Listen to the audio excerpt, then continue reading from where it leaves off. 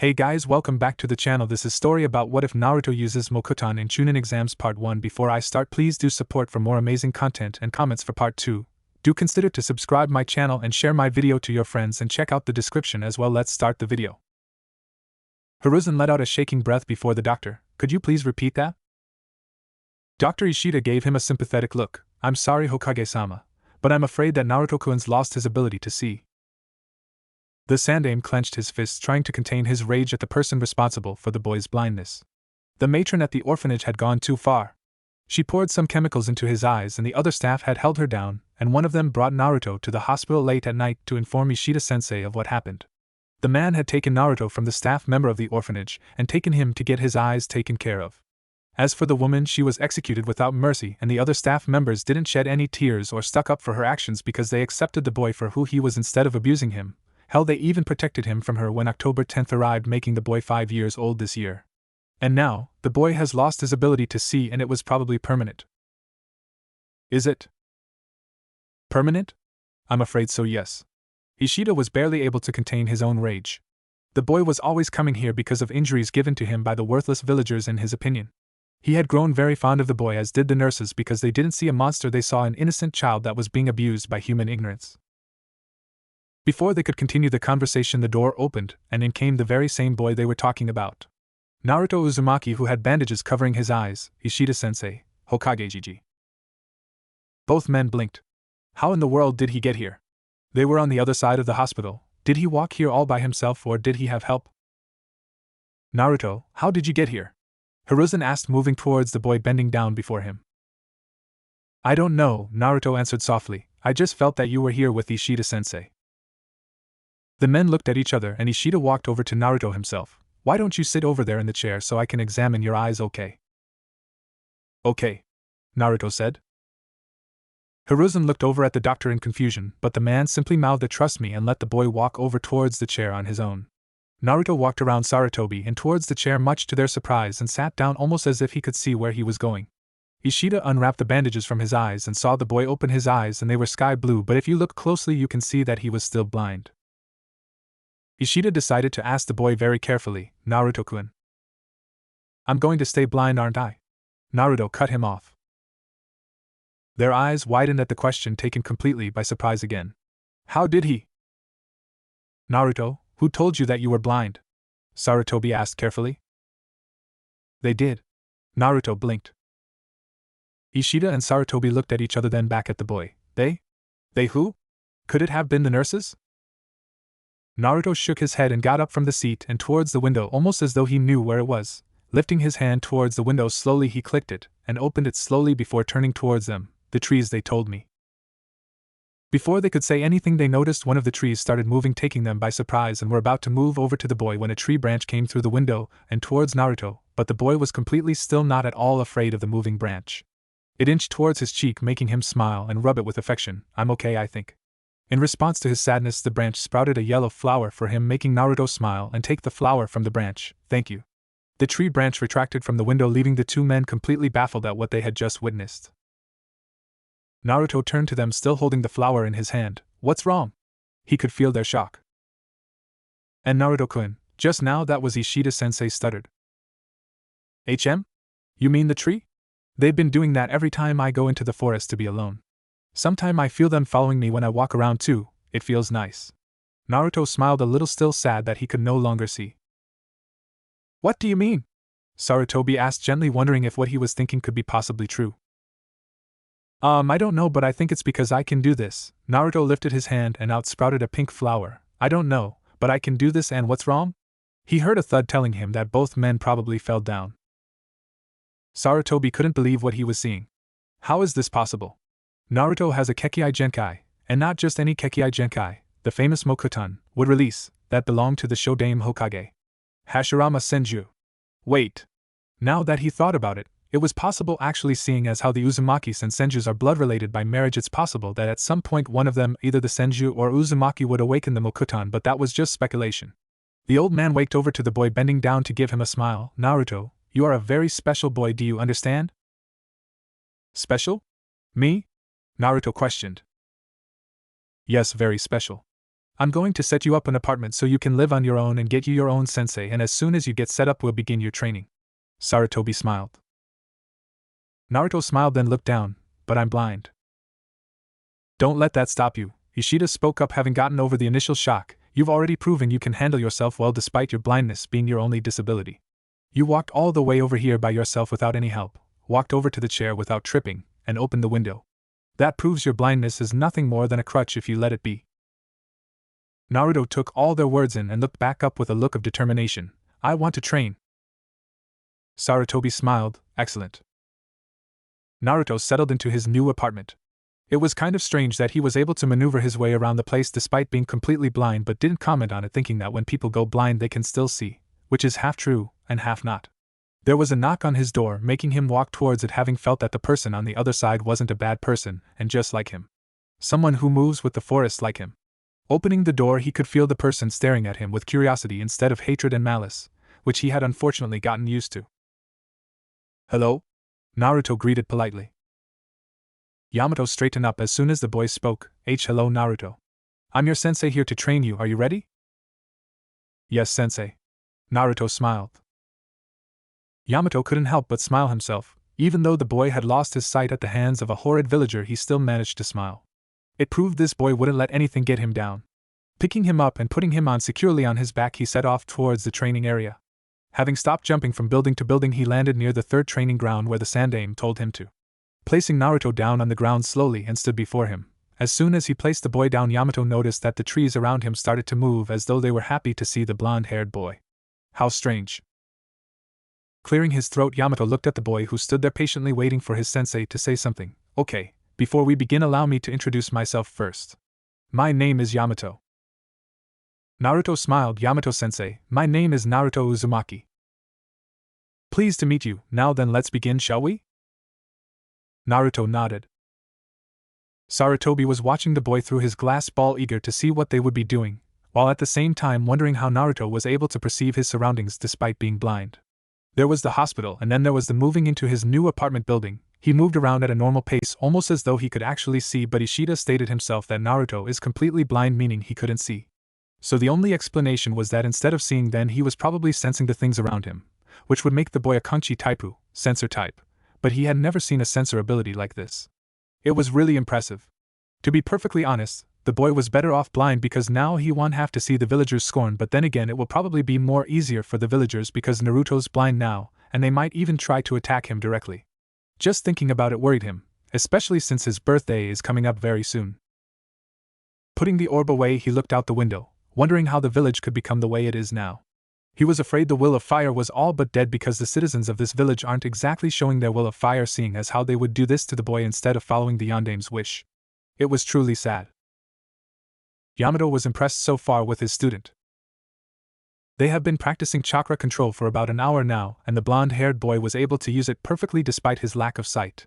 Not only that, when they did the tree and water walk exercise, he was able to do both with no problems at all. When he asked how he was able to do that, he simply smiled and turned to him. The forest around us is helping me, but I can also sense where the trees and water are because of the sounds they make. It was an unusual answer, but it made sense to the man anyway. With the chakra control exercise out the way, they focused on other things now, like trying to practice his Mokuton. The boy had no problems creating clones like he thought he would, seeing as how he has more chakra than the average Chunin and Jounin. Alright Naruto, you've proven that you have good chakra control, so we'll begin working on your Mokuton, seeing as how you're able to utilize it very easily. Yamato instructed. Okay Yamato-sensei. Naruto smiled, eager to use it.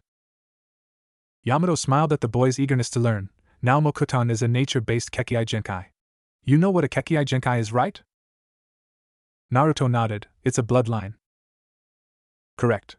Now Mokuton is special because it originated from the Senju clan. He continued. You mean you and me are related to the Shodaime? Naruto was surprised. Yamato rubbed the back of his head. In a way I am, but I definitely know you are related to the man. A distant relative, but relative all the same. That makes you a distant relative too, Yamato-sensei, not just me. Naruto grinned. Yamato's eyes grew wide before a small smile formed on his lips. Thank you for saying that, Naruto. It means a lot to me to hear you say that. You're welcome. So what are we learning? Naruto wondered.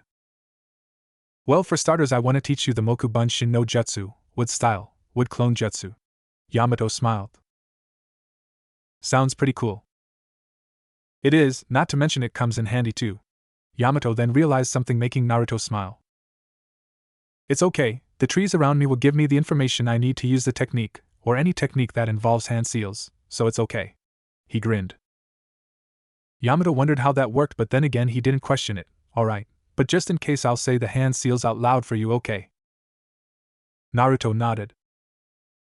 Yamato got started. Tiger Dog Snake, Moku Bunshin no Jutsu, wood style, wood clone jutsu. Yamato created a wood clone that sprouted from his body and stood next to him smiling. It's your turn now, Naruto, did you get all that? The boy smiled as a response and performed the hand seals. Tiger Dog Snake, Moku Bunshin no Jutsu, wood style, wood clone jutsu. Clapping his hands together, 5 wood clones sprouted from his body. 2 sprouted from his right side, 2 from his left, and 1 from behind. All 5 clones smiled at Yamato, and his clone making the man's jaw drop while the clone was impressed. That's incredible. He was able to make 5 clones on his first try. Granted, when I first started I could only make 2, but he made 5 out of nowhere just like that and doesn't look tired at all. Impressive, Yamato thought. It was then he noticed something from each clone, and Naruto. Yes? The boy tilted his head. Why, your clones, they're not blind. They can see. Yamato stuttered. Really? Is that true, you guys, can you see? Naruto wondered. The clones dispelled themselves with a smile and transferred the memories over to their original, making him smile from ear to ear. It's true, they can really see, I can see their memories. So that's what you look like, Yamato-sensei. Yamato smiled. This just made your training a whole lot easier. That means your shadow clones won't have a problem seeing either. Naruto grinned. Yeah. Oh, there's this one technique the forest taught me when I snuck out of the orphanage that one time. What technique did they teach you? Yamato asked curiously. Naruto moved away from the man, making him raise a brow. As soon as the boy was close to the 3 wooden stakes, he smiled and performed the hand seals. Tiger Snake, Mokutan Hijitsu, Jukai Koten, would release secret technique, nativity of a world of trees. Bringing his hands together, multiple trees sprouted from the ground, taking Yamato off guard. As soon as they stopped growing, his jaw dropped for what felt like the second time today. There were a lot of trees surrounding him and Naruto, with the boy sitting on top of the tree branch with a smile. See? Pretty cool, isn't it? Yamato couldn't help but stare in awe at what he just witnessed. Naruto, that technique you just used. The only one to use it was the Shodaime Hokage Hashirama Senju. It was a secret technique that only he could use. Really? Naruto tilted his head. The forest didn't tell me that. They only said that a great man used this technique before. They taught me this as a birthday present. The forest? Is he really saying that the forest of Konoha is actually alive and is speaking to him even now? It's never happened to him before, but if what he's saying is true, then what else is the forest telling him? Yamato wondered. Are you surprised? Naruto tilted his head with a grin. Yamato returned it. You could say that. So, how did it go? Hiruzen questioned.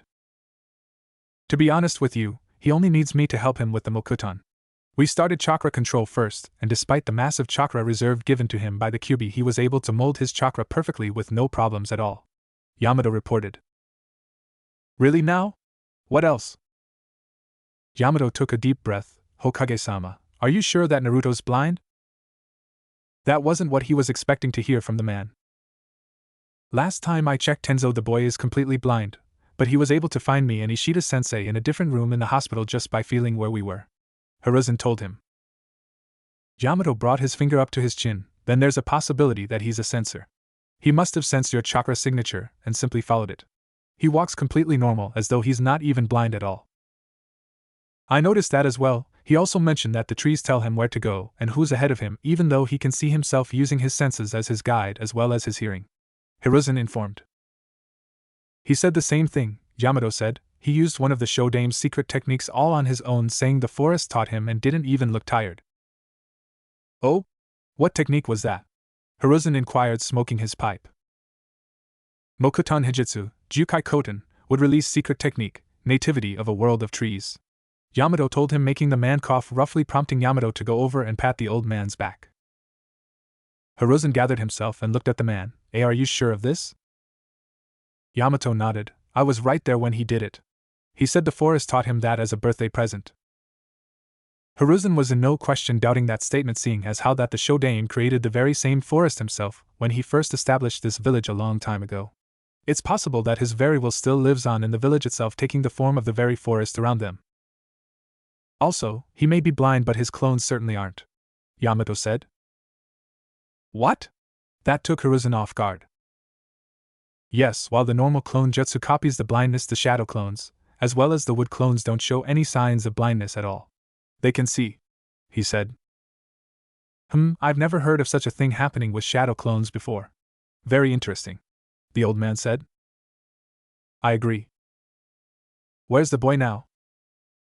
He's currently at Ichiraku's with my wood clone watching over him. I saw the hateful looks the villagers were giving him, but even worse so. Now that they know he's blind, some of them openly said horrible things to him, but he plainly ignored them and talked to me instead, almost as though they didn't exist. Yamato scowled. I see. Hiruzen frowned himself. Yamato then smiled. He's a strong boy. It seems that him being blind has allowed him to gain confidence. I see, that's good. Hiruzen smiled. Yamato still then smiled. My clone dropped Naruto off. He's okay now. Hiruzen sighed with relief. That's good news. Yamato couldn't agree more with the old man. When they were walking back, the same villagers tried to taunt him, but once again he blatantly ignored them and talked to his clone instead, telling him how much fun he had learning new Mokuton techniques. He also saw his clone give a side glance to the villager's face and saw they were red with anger and openly called him a demon brat, but once again Naruto ignored them. Yamato had to wonder though, did he know about the Kyuubi? Is that all? Hiruzen questioned. Yes, that's all I have to report, Hokage-sama. Yamato bowed. Very well, you may leave. Yes. And like that, Yamato was gone. Hiruzen couldn't help but wonder about Naruto though. How long had he been able to use Mokuton for? He'd never once thought about it until now. Naruto was in his room in his new apartment with an open window. The forest told him they'd be giving him a gift today. It was a scroll about Suiton, water release, techniques, and he couldn't be more excited. The forest told him that tomorrow they'd teach him how to utilize water techniques because they'd secretly did the chakra paper thing already, and he was told to keep it a secret, so he did. He was brought out of his thoughts when he saw a vine bring a scroll to him, making his eyes gleam and take it gratefully. Thank you. He smiled. Vine left, and he closed the window. Tomorrow will be fun. Naruto woke up early and had breakfast before heading out to the forest to train his new Suiton techniques. He jumped from the roof of buildings to get to the forest, not caring that it was dangerous, but he knew where to go anyway, so it doesn't matter. Having jumped off the last building, he headed off right into the forest, into one of the more secluded areas where no one will find him or bother him. Good morning, Naruto said to the forest. He heard the trees rustle, meaning they were saying good morning to him as well. Naruto decided to get right to business using the Shadow Clone Hand Seal, Kage Bunshin no Jutsu, Shadow Clone Jutsu. He created a shadow clone that smiled at him. Naruto handed the scroll over to the clone. I need you to read this and perform the hand seals. When you're down with that, dispel yourself and send me the information, okay? The clone took the scroll and nodded. You got it, boss. The clone went off further into the forest while Naruto decided to sit down lotus style and meditate so he could talk with his friend. Mindscape. Naruto had arrived in his inner mind so he could see his friend, the Kyuubi. Now, when he first found out he had the giant beast inside him, he was honestly fascinated with the creature and started talking to him, much to the beast's confusion, but they ended up talking for what felt like, or before the boy had to go, but he always came back to speak with him inside his mind because it's lonely by yourself. Already knowing where it is he needed to go, he found the giant beast looking bored. Kyuubi. Naruto called out, walking up to it, getting its attention.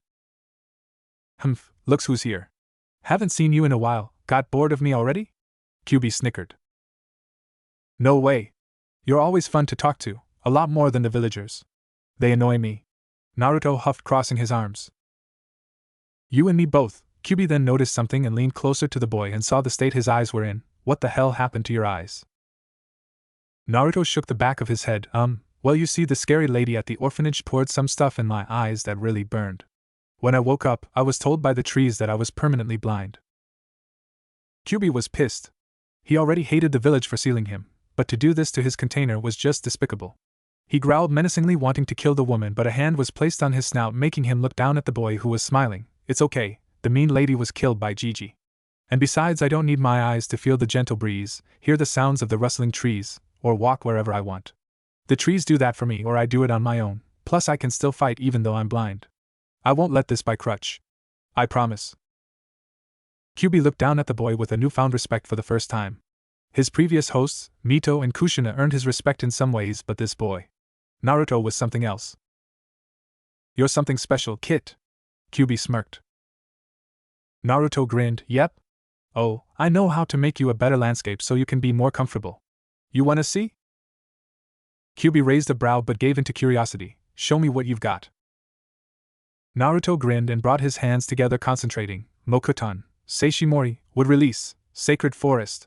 The surroundings started to change as trees began to sprout from the mindscape, erasing the water below them, and the walls overall changing the scene altogether. When it was done, the Kyuubi realized he was no longer in the cage and instead inside a giant shrine with fox symbols painted all over the walls. Looking outside, he saw that it was actually sunny out, and there were giant trees everywhere as though protecting the fox. What? Kyuubi stared. Naruto yawned sleepy from using the jutsu. Do you like it? I made it myself, but it was really hard. Kyuubi may not have liked the Mokuton, but the kid uses it so well and efficiently that it was simply amazing. I'll admit, this is much better than your previous mindscape. It is. Naruto smiled. Kyuubi stared at the boy for a long time, then smirked. For making your mindscape less insufferable, I'll tell you my true name. Naruto smiled, eager to hear it. My true name is. Naruto opened his eyes with a smile on his face. Kurama, he felt his clone's memories come to him in waves, making him smile. He stood up and tried out the first jutsu, Mizu Bunshin no Jutsu, Water Clone Jutsu.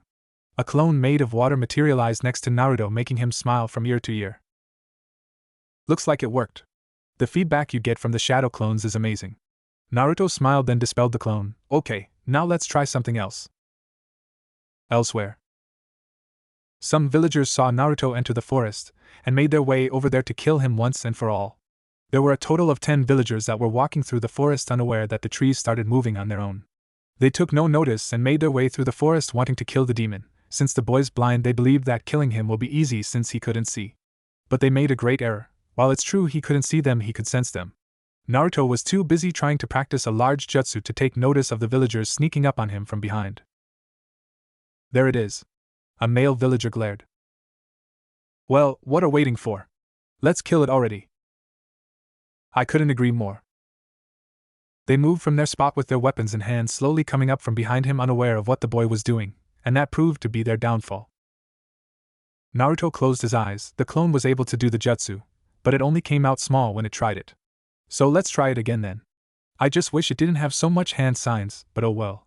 He performed the seals: ox, monkey, hare, rat, boar, bird, ox, horse, bird, rat, tiger, dog, tiger, snake, ox, ram, snake, boar, ram, rat, monkey, bird, dragon, bird, ox, horse, ram, tiger, snake, rat, monkey, hare, boar, dragon, ram, rat, ox, monkey, bird, yan, water, rat, boar, bird, Suiton, Suryudan no Jutsu, water style, water dragon jutsu.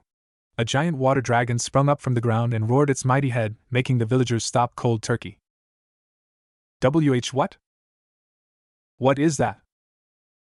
The water dragon glared down at the villagers before shooting towards them, engulfing them, and sending the fools far away from the boy and into the dark parts of the forest. Naruto opened his eyes to see water on the ground and smile. Alright, it worked. He then looked around. I thought I heard voices earlier. Did I imagine it? The water dragon brought the villagers gathered here to kill Naruto to the dark place of the forest, where it left them on their own before vanishing. Before the stupid men could do anything, one of them screamed and disappeared, making the others frightened. Looking around, they saw no one, but that didn't mean they were being watched. Before they knew, 2 more of them disappeared, then another guy, making them scared, and this should be. You never mess with the forest of Konoha. Naruto simply practiced, unaware of the begging carnage of the foolish male villagers that tried to kill him just not too long ago. Okay, let's try the other one, then I'll go and get lunch before coming back to get right back to it again. He preformed another hand sign: tiger, snake, rat, snake, tiger, Suiton, Suijin hiki, water style, water wall. Taking a deep breath, he sprouted some water out of his mouth and formed a wall around him before cutting the jutsu off. Okay, I got them memorized to memory now. His stomach grumbled. Now I'm hungry. I'll head over to Ichiraka then. He walked out of the forest and spotted some buildings to jump from so he could head over to his favorite place, but something stopped him.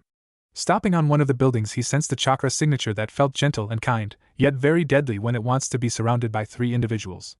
Following the signature, he stopped when he spotted the figure, and it was indeed surrounded by 3 individuals that had bad intentions, something he all too familiar with. Being mean to a girl is just wrong. He jumped down, getting their attention, making the three boys step back from the girl as she jumped in surprise when he landed in front of her. You shouldn't be mean to her just because you're bored. It's not nice. Huh? One of the boys smiled. Get lost, you loser. Yeah, you're nothing but some stupid orphan anyway. Naruto rolled his eyes. You're stupid. What did you say? I said, you're stupid. Naruto smiled.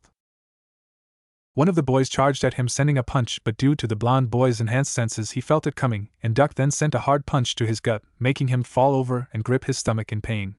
Naruto stood up and stared at him. Attacking a blind person isn't very smart. That's why I called you stupid earlier. He didn't wait to hear the replies of the other two because he made the shadow clone hand sign, Kage Bunshin no Jutsu, shadow clone jutsu. Two clones appeared before the boys and they had their sights so they could see them.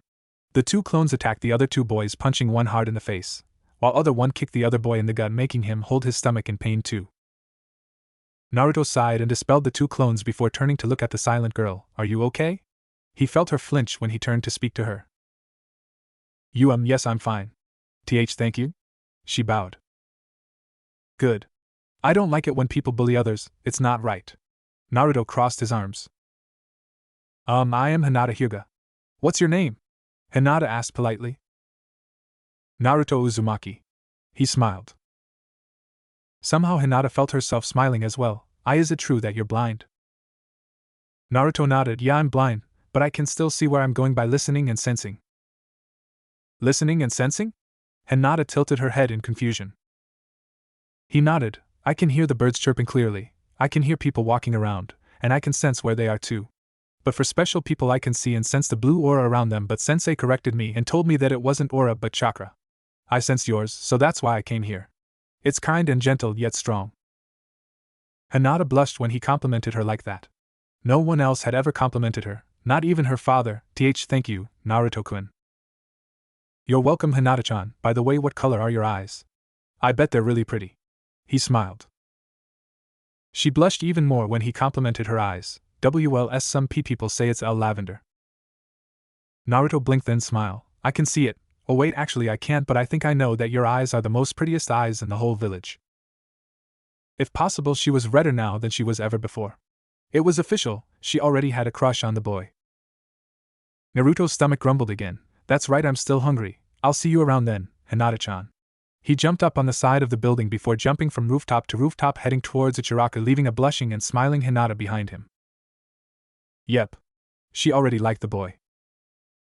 Naruto yawned as he headed towards his apartment after having a good meal at Ichiraka's again. As soon as he was done with lunch, he went back to the forest to train some more and was utterly exhausted, so he was trekking back to get some sleep.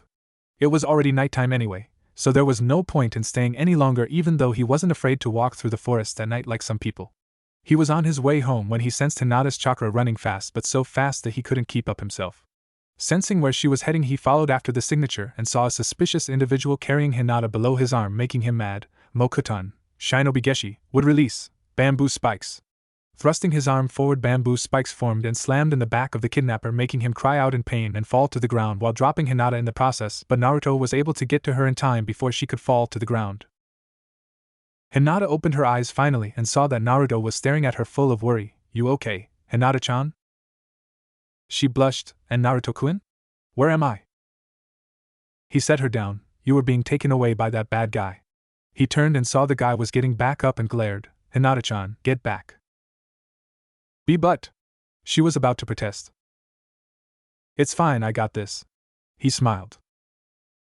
The man stood up slowly and charged at the boy, but Naruto wasn't worried. He quickly made the snake hand sign, Mokutan, Mokusatsu Shirbari no Jutsu, wood style, silent strangle jutsu. Tree wood sprouted from the ground and went towards the kidnapper, and the man found himself bound, unable to move. What? Hinata was amazed. Amazing. Naruto stared at the man, not at all happy. He tried to kidnap his friend. I don't know who you are, but you tried to kidnap Hinata-chan, so that means you're a bad person. He narrowed his eyes at the still bound man. I learned this move from the forest and haven't had time to use it yet, but I'll use it now. He formed the snake hand sign, Mokutan, Kajakai Korin, would release, advent of a world of flowering trees. Trees started growing from the surface where they were, making the man stop struggling to see what was happening.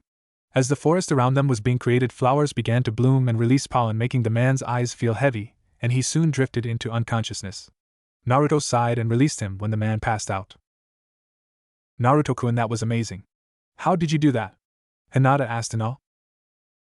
Before the blonde could tell her, he passed out himself due to exhaustion. Naruto-kun.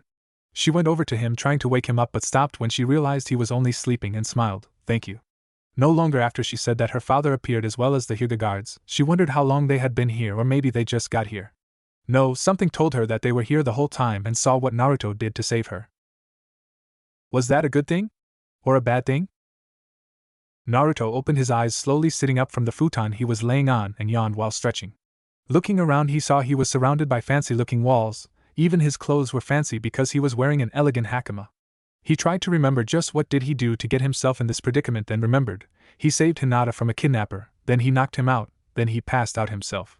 He was really tired. The sliding door opened, alerting him. Uzumaki-sama, Hayashi-sama requests your presence in his office. It was a member of the Hyuga branch house, he could tell. Naruto found himself nodding. Okay. He got up from the futon, and neatly making the blanket before following after the branch member that was taking him to meet Hayashi.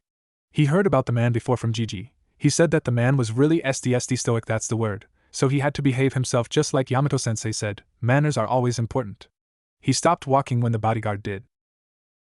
The guard knocked. Hayashi-sama, I've brought Uzumaki-sama. Send him in. A voice on the other side ordered. The guard opened the door, allowing Naruto to walk inside, and stared at the tall man before him.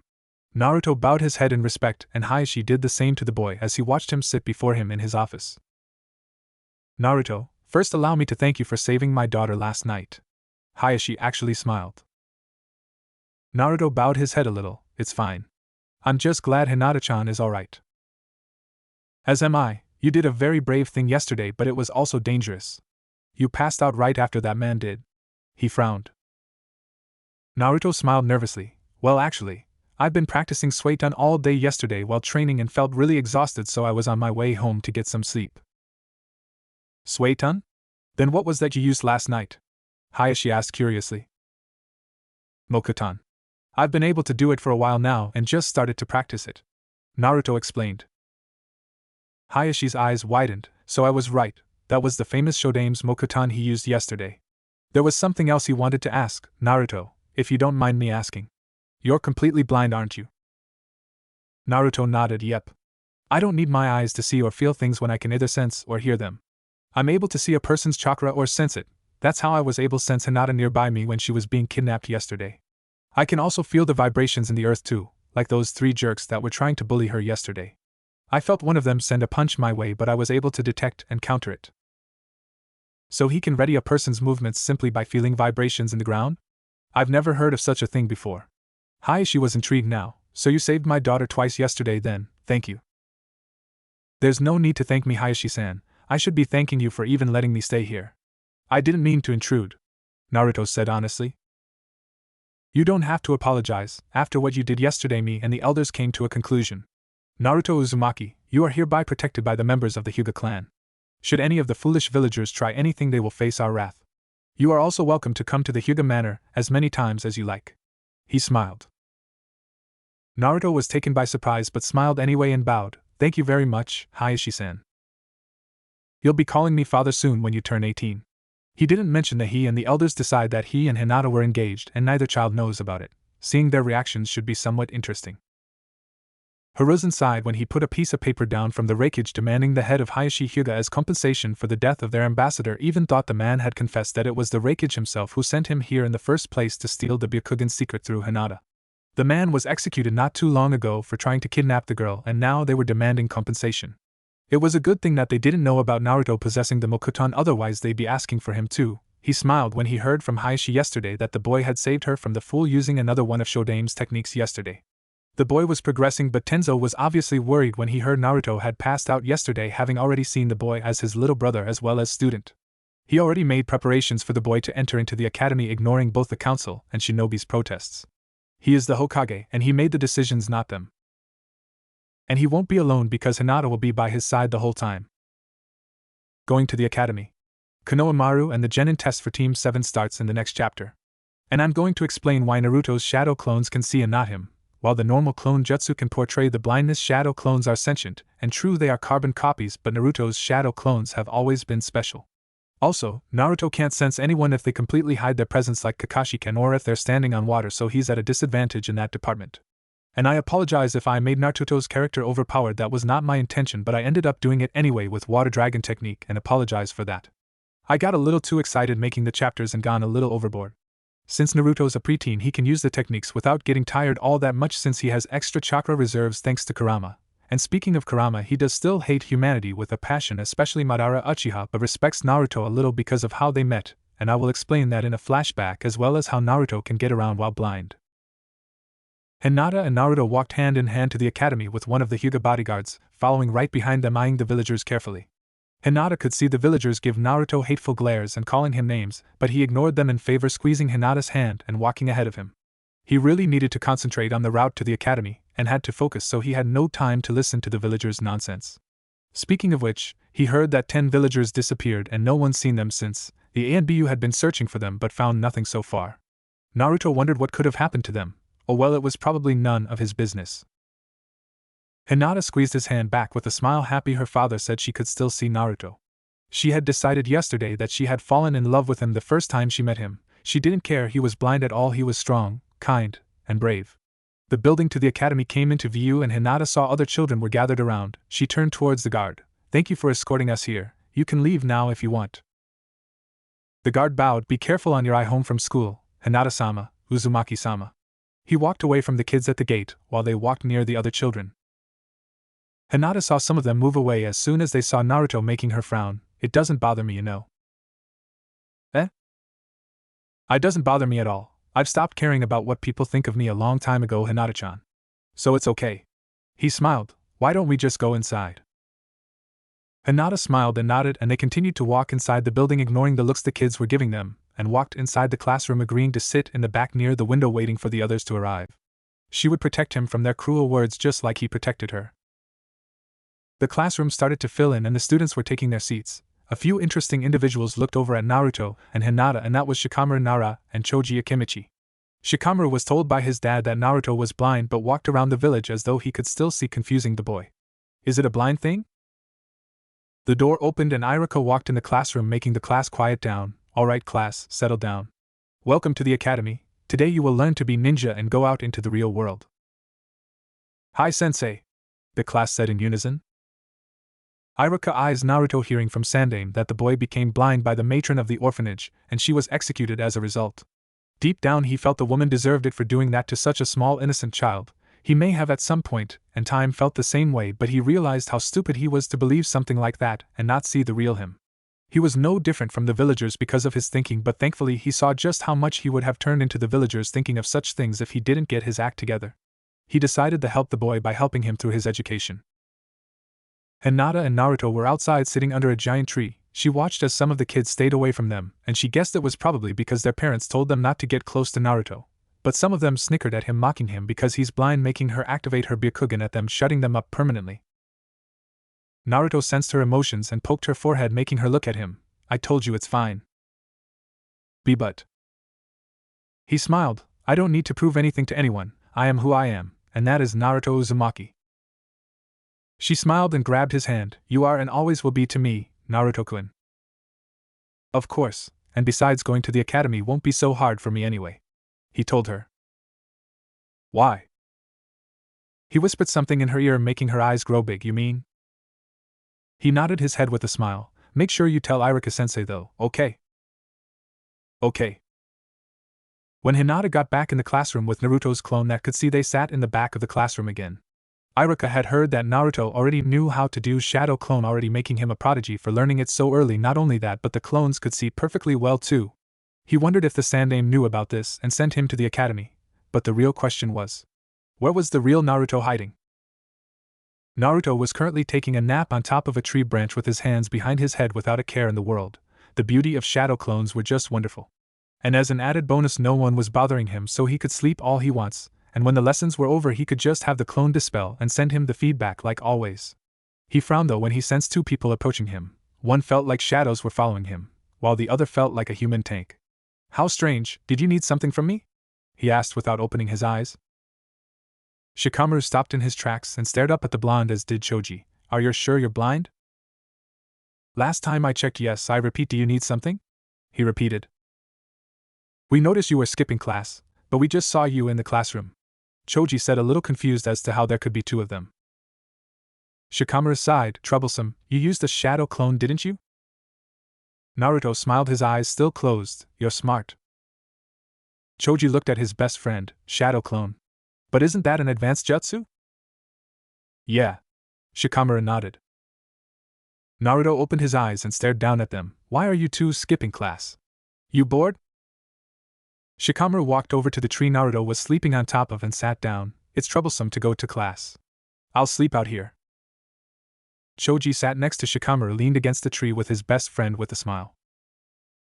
Naruto said nothing and Imply closed his eyes again, accepting the new arrivals, not feeling their presence as a disturbance. A few years passed and Naruto was enjoying his time at the academy. A few teachers tried to hinder his education but were caught and severely punished, or in this case their teaching licenses were revoked. Naruto and Hinata grew closer and closer each day since their early days at the academy. Shikamaru and Choji would sometime hang out with them along with the new arrivals Kiba and Shino, but it wasn't every day. Naruto can skip classes and have his clone attend them because he's blind and can just relax, but they can't keep doing it every day, otherwise they'll get in trouble with their parents, something Naruto didn't want.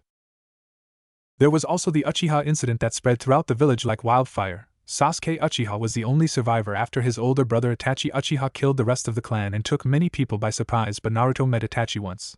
He didn't sense any hostility from him at all. He felt pain from the man, so he talked to Itachi in the forest one day. The man had actually asked him for advice, him of all people. He had never given anyone advice before, so this was a first, but he did his best to give him his opinion about a decision he was forced to make. He simply told the man, "You're doing it to protect the person you love the most." The old man told me once that we all have to make tough decisions and that sometimes they're not always good, but we make that choice because there's someone we love the most and want to protect. And we'll do anything to keep them safe. He didn't know why Itachi hugged him when he finished saying what he had to say, but it felt good to be hugged, even though Hinata hugged him all the time anyway.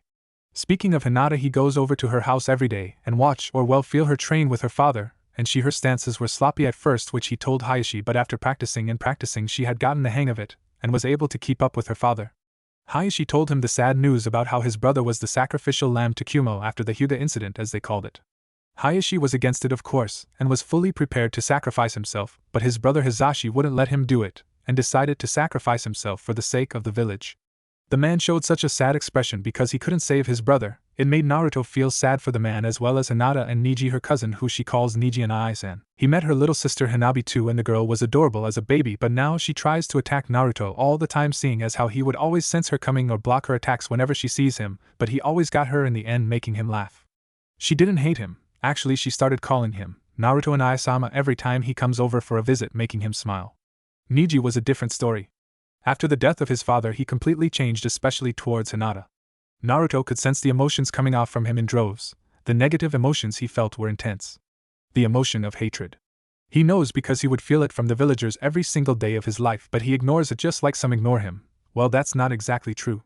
The foreign businesses and merchants loved his company, and their faces were light up with a smile every time they saw him walk in and either buy things or give them things from the forest like flowers, plants, and herbs. The other stores in the village tried to say malicious things about him, especially taunt him because he's blind, and that made the foreign business owners and merchants give them a nasty glare and tell them how truly disgusting they truly are, and that this is the real face of the famous Konohamaru, making the malicious villagers feel the reality of what they just said. And the things Naruto was giving the merchants and foreign shop owners were rare plants and herbs that can cure diseases if used correctly like he told them, and since they were rarely rare they sold for a high price too. The foreign shop owners would give him high quality food to take home and make. And when they asked how he'll be able to cook the food he was given, he simply smiled and said he knows a secret technique to making the food and wouldn't tell anyone. One of the weapon owners gave the boy an odachi blade so he could either walk with it or use it in combat, telling him he could take enemies off guard if he did. Naruto didn't put the blade to waste and would practice with it every day, as well as practice his taijutsu with his shadow clones. He realized he could read his opponent's movements simply by sensing them thanks to his enhanced senses. Hearing and practicing with shadow clones was really helpful. At the academy, Sasuke had his own fan club, which the other boys found annoying, but Naruto really didn't care, and he could sense that Sasuke didn't care much for them either. The most annoying ones were Sakura and Ino, and boy could the pink-haired girl scream, much to the blonde's annoyance because she was giving him a headache. Being blind means you lose one of your senses, and that also means your other senses are enhanced, so yeah. Having enhanced hearing can be both a blessing and a curse. He also noticed that wherever he and Hinata went, Sasuke would always follow them from a distance, but it's not because he was interested in her. No, he was interested in him.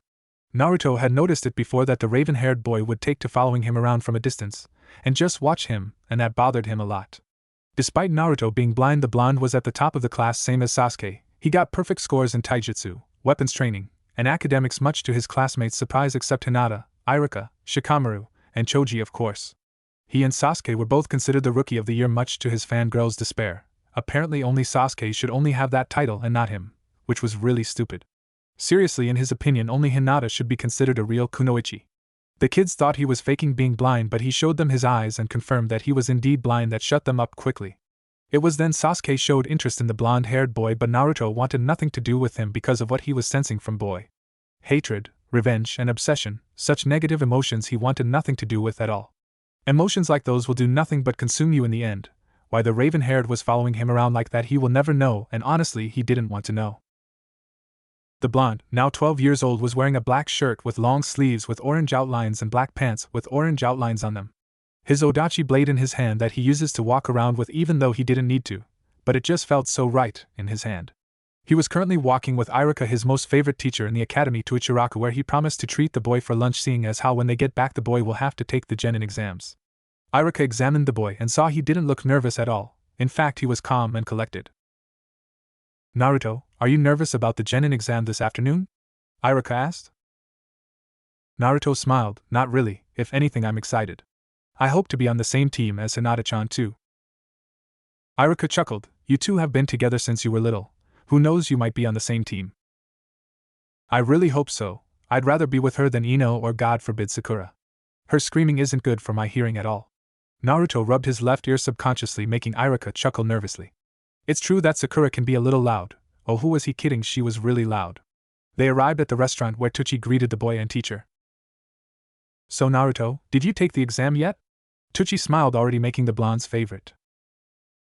No, not yet. I know Yamato-sensei is excited about it though. I actually hope he becomes my sensei. Naruto smiled. He showed his sensei one time his suetun and futon techniques, making the man smile at his progress with his training, and he still trained his mokuton too.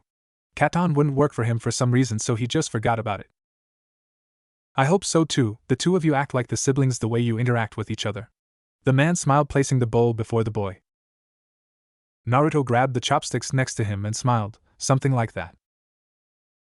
Came out from the back and smiled at the blonde. Hinata's not with you today? No, not today. She wanted to hang out with Shino and Kiba for a bit. Besides, I can pretty much walk all by myself anyway. She just likes to help me out sometimes. He said, eating his ramen. Iruka still found his student fascinating after all this time. When he heard that some teachers were planning to hinder his education, he immediately reported them to the Hokage, where he proceeded to fire them quickly and replace them with ANBU disguised as teachers, but he had a sneaking suspicion that Naruto knew and didn't say anything. He frowned when he saw one time Naruto was outside just looking up at the sky, and some boys decided to bother him by taunting him about his blindness, making the man shake his head in disappointment. He was about to go outside and reprimand them when Naruto spoke in a calm tone. My blindness doesn't hinder my everyday life as people assume. I'm glad to be blind because I don't have to look at the ugly side of people like you. And with that he walked away, leaving the boys standing there unable to do anything, or say anything against what the blonde said. He smiled at the memory, glad the boy handled the situation without resorting to violence. Yeah, he'll do great when it comes to the Genin exams. Naruto stood before the examiners, which were Iruka and Mizuki, who the blonde did not like at all, and the feeling was mutual on Mizuki's end as well. Not that he cared. Okay Naruto, you ready? Iruka smiled. Naruto smiled back, ready. First off, use Henji no Jutsu, transformation jutsu. Iruka instructed. Naruto did the hand signs, dog boar ram, Henji no Jutsu, transformation jutsu. There was a puff of smoke and Naruto transformed into Yamato, taking the two Chunin off guard. That's really impressive, Naruto, good work. Iruka marked pass for the transformation technique. Naruto transformed back, thank you. Now, the Kawarimi no Jutsu, body replacement jutsu. He smiled. The blonde smiled and got right to it. Tiger, boar, ox, dog, snake, Kawarimi no Jutsu, body replacement jutsu. He replaced himself with a log. Excellent again. Iruka marked past. Naruto jumped down from the ceiling and smiled. And the last would be the Bunshin no Jutsu, clone jutsu. Iruka said. Do you want me to use the normal clone jutsu or shadow clone jutsu? Naruto asked. Iruka smirked, not paying to the look of disbelief on Mizuki's face. Surprise us. Naruto made the tiger sign, Kage Bunshin no Jutsu, shadow clone jutsu. 2 Naruto clones appeared on each side of him, making Mizuki's eyes widen. Iruka smiled again. Excellent job, Naruto. You passed the exam. Congratulations, you are officially a genin. He tossed the boy his headband and the blonde caught it with a smile. Thank you very much. Naruto bowed as wrapped it around his forehead and moved towards the way where his long sword laid. Grabbing the blade, he walked out of the room, closing the door behind him. Mizuki looked over at Iruka, still flabbergasted. He can use shadow clones? He's been able to do it since he was 5 years old. Iruka smiled. But that's a B-rank technique. I was just as surprised myself when I first saw it in my classroom, and by the way, Mizuki, did you notice anything peculiar about the shadow clones? Iruka smiled. Mizuki blinked, then widened his eyes in realization. The shadow clones they could see. That's right, Naruto himself is blind, but his shadow clones can see just fine. Pretty amazing, isn't it? Mizuki didn't comment because he was too busy thinking about his plan, and how it involved the demon brat. Oh well, he'd just have to compromise instead. The other genin gathered and saw Naruto walk out of the room with a headband wrapped around his head, making their jaws drop. What the hell? How did you manage to pass when you can't even see? Ino yelled. Kiba whistled. Damn, I thought that since he's blind he'd fail the exam. Things aren't always what they seem, Shino commented. Hinata smiled. I knew Naruto-kun would pass. Troublesome blonde is unpredictable, Shikamaru sighed. But that's just how Naruto is. Choji smiled. Sasuke stared at the blonde hard, watching him walk away from them without answering anyone's questions. Sakura watched the raven-haired boy stare at the blonde, making her frown. What's so special about Naruto Baka anyway? Just because he's Rookie of the Year like Sasuke-kun doesn't make him better than him at all. Naruto ignored the rest of the rookies and started walking out of the building and summoned a shadow clone who appeared before him. I'll be in the forest. While I'm there, I want you to lure the you-know-who to the forest. He should have already found out where I live. Got it, boss. They vanished. Naruto started walking towards the forest. Mizuki's evil intentions were as clear as day. Too bad Iruka-sensei didn't sense it, but I guess that's just the perks of being blind. Mizuki was jumping from roof to roof, heading towards his intended target, the demon brat. It was currently nighttime and he had stolen the scroll of seals successfully. Now all he had to do was go to the brat's house, drag him out, and dump him in the forest where he would be killed by the ANBU. A vicious smile appeared on his lips, excited to finally kill the demon brat that should have died a long time ago. He arrived at the apartment and peeked through the window but didn't see the brat, just a bunch of worthless flowers. He felt a sharp object hit him in the back of the head. Ow, what the hell? He turned around and saw the very same brat he was looking for. The shadow clone gave Mizuki a cold glare and turned his back to him. You want me, right? Then come get me, if you can keep up, that is. And like that he took off with a small smirk on his lips. You little brat. Mizuki chased right after him, ignoring the fact that he was being lured into a trap, and by a shadow clone no less. The clone led Mizuki right into the forest where Naruto hangs out all the time and stood there with his back facing the Chunin. End of the line, brat. The clone tilted his head so Mizuki could see and realized something too late. You. It is the end of the line for you, that is. The clone dispelled, and he heard laughter from above a tree branch and saw Naruto staring down at him. I didn't really expect you to follow my clone all the way here, but I guess that goes to show just how stupid you really are. Naruto smiled. Shut up, demon brat, Mizuki yelled. Naruto rolled his eyes. Don't you people get tired of saying the same old things every day? I know that I have the QB sealed inside me and I don't really care. What? Naruto smiled. Let me guess, you were expecting me to break down or something, right? Get over yourselves already. I've got better things to do than wonder about what you idiots think about me. Mizuki felt the scroll on his back be yanked off forcefully, sending him to the ground. Looking behind him, he didn't see anyone. When he turned back, he saw Naruto was gone and looked around nervously, taking out the giant shuriken off his back. Where the hell are you? He heard laughter, making his blood run cold. What's the matter, Mizuki-sensei? Why so scared? His voice sounded throughout the forest. Mizuki was still looking around, his heart beating fast. That's a fast heartbeat I hear, Mizuki-sensei. The man stopped moving, sweat pouring down his face. How? Didn't you know? I have very good hearing, and I can hear your heartbeat pretty well. It's beating really fast. You're scared, aren't you? Like hell I am. Your heartbeat says otherwise. You really shouldn't lie, Mizuki-sensei. Because you're not very good at it. Shut up. He bumped into a tree trying to find the blonde. All of a sudden a vine slapped the man across the face, sending him flying across the forest, and making him drop his weapon. Lifting his head up from the ground and touching his cheek, and looked up and saw the blonde smiling at him. Naruto made the clone sign, Tajumo Kutan Bunshin no Jutsu, wood style, multi-wood clone jutsu.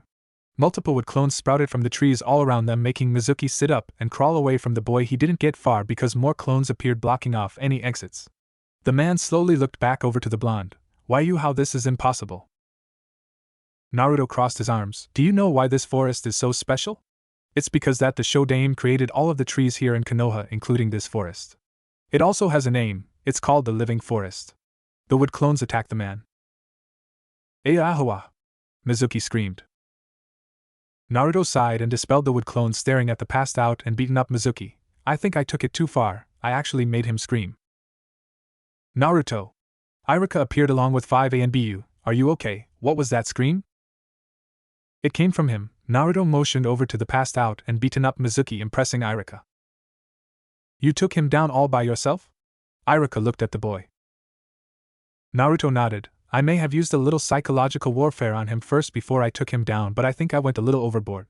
The boy saw one of the Anbu kick Mizuki in the head and sweat dropped. Should the Anbu really be doing that? Naruto Uzumaki, where is the scroll of seals? The cat Anbu asked. She got her answer when a tree branch lowered itself before her and handed the scroll over to her. Taking the scroll, she bowed and the branch went back to the normal. Naruto simply smiled. I get the feeling the old man would want to see me after everything that's happened tonight. Irika sighed with a smile. Yes, he will, but I'm just glad you're alright. Naruto smiled at the man, appreciating the concern very much. Now he could only wondered how Yamato would react when he heard about what happened.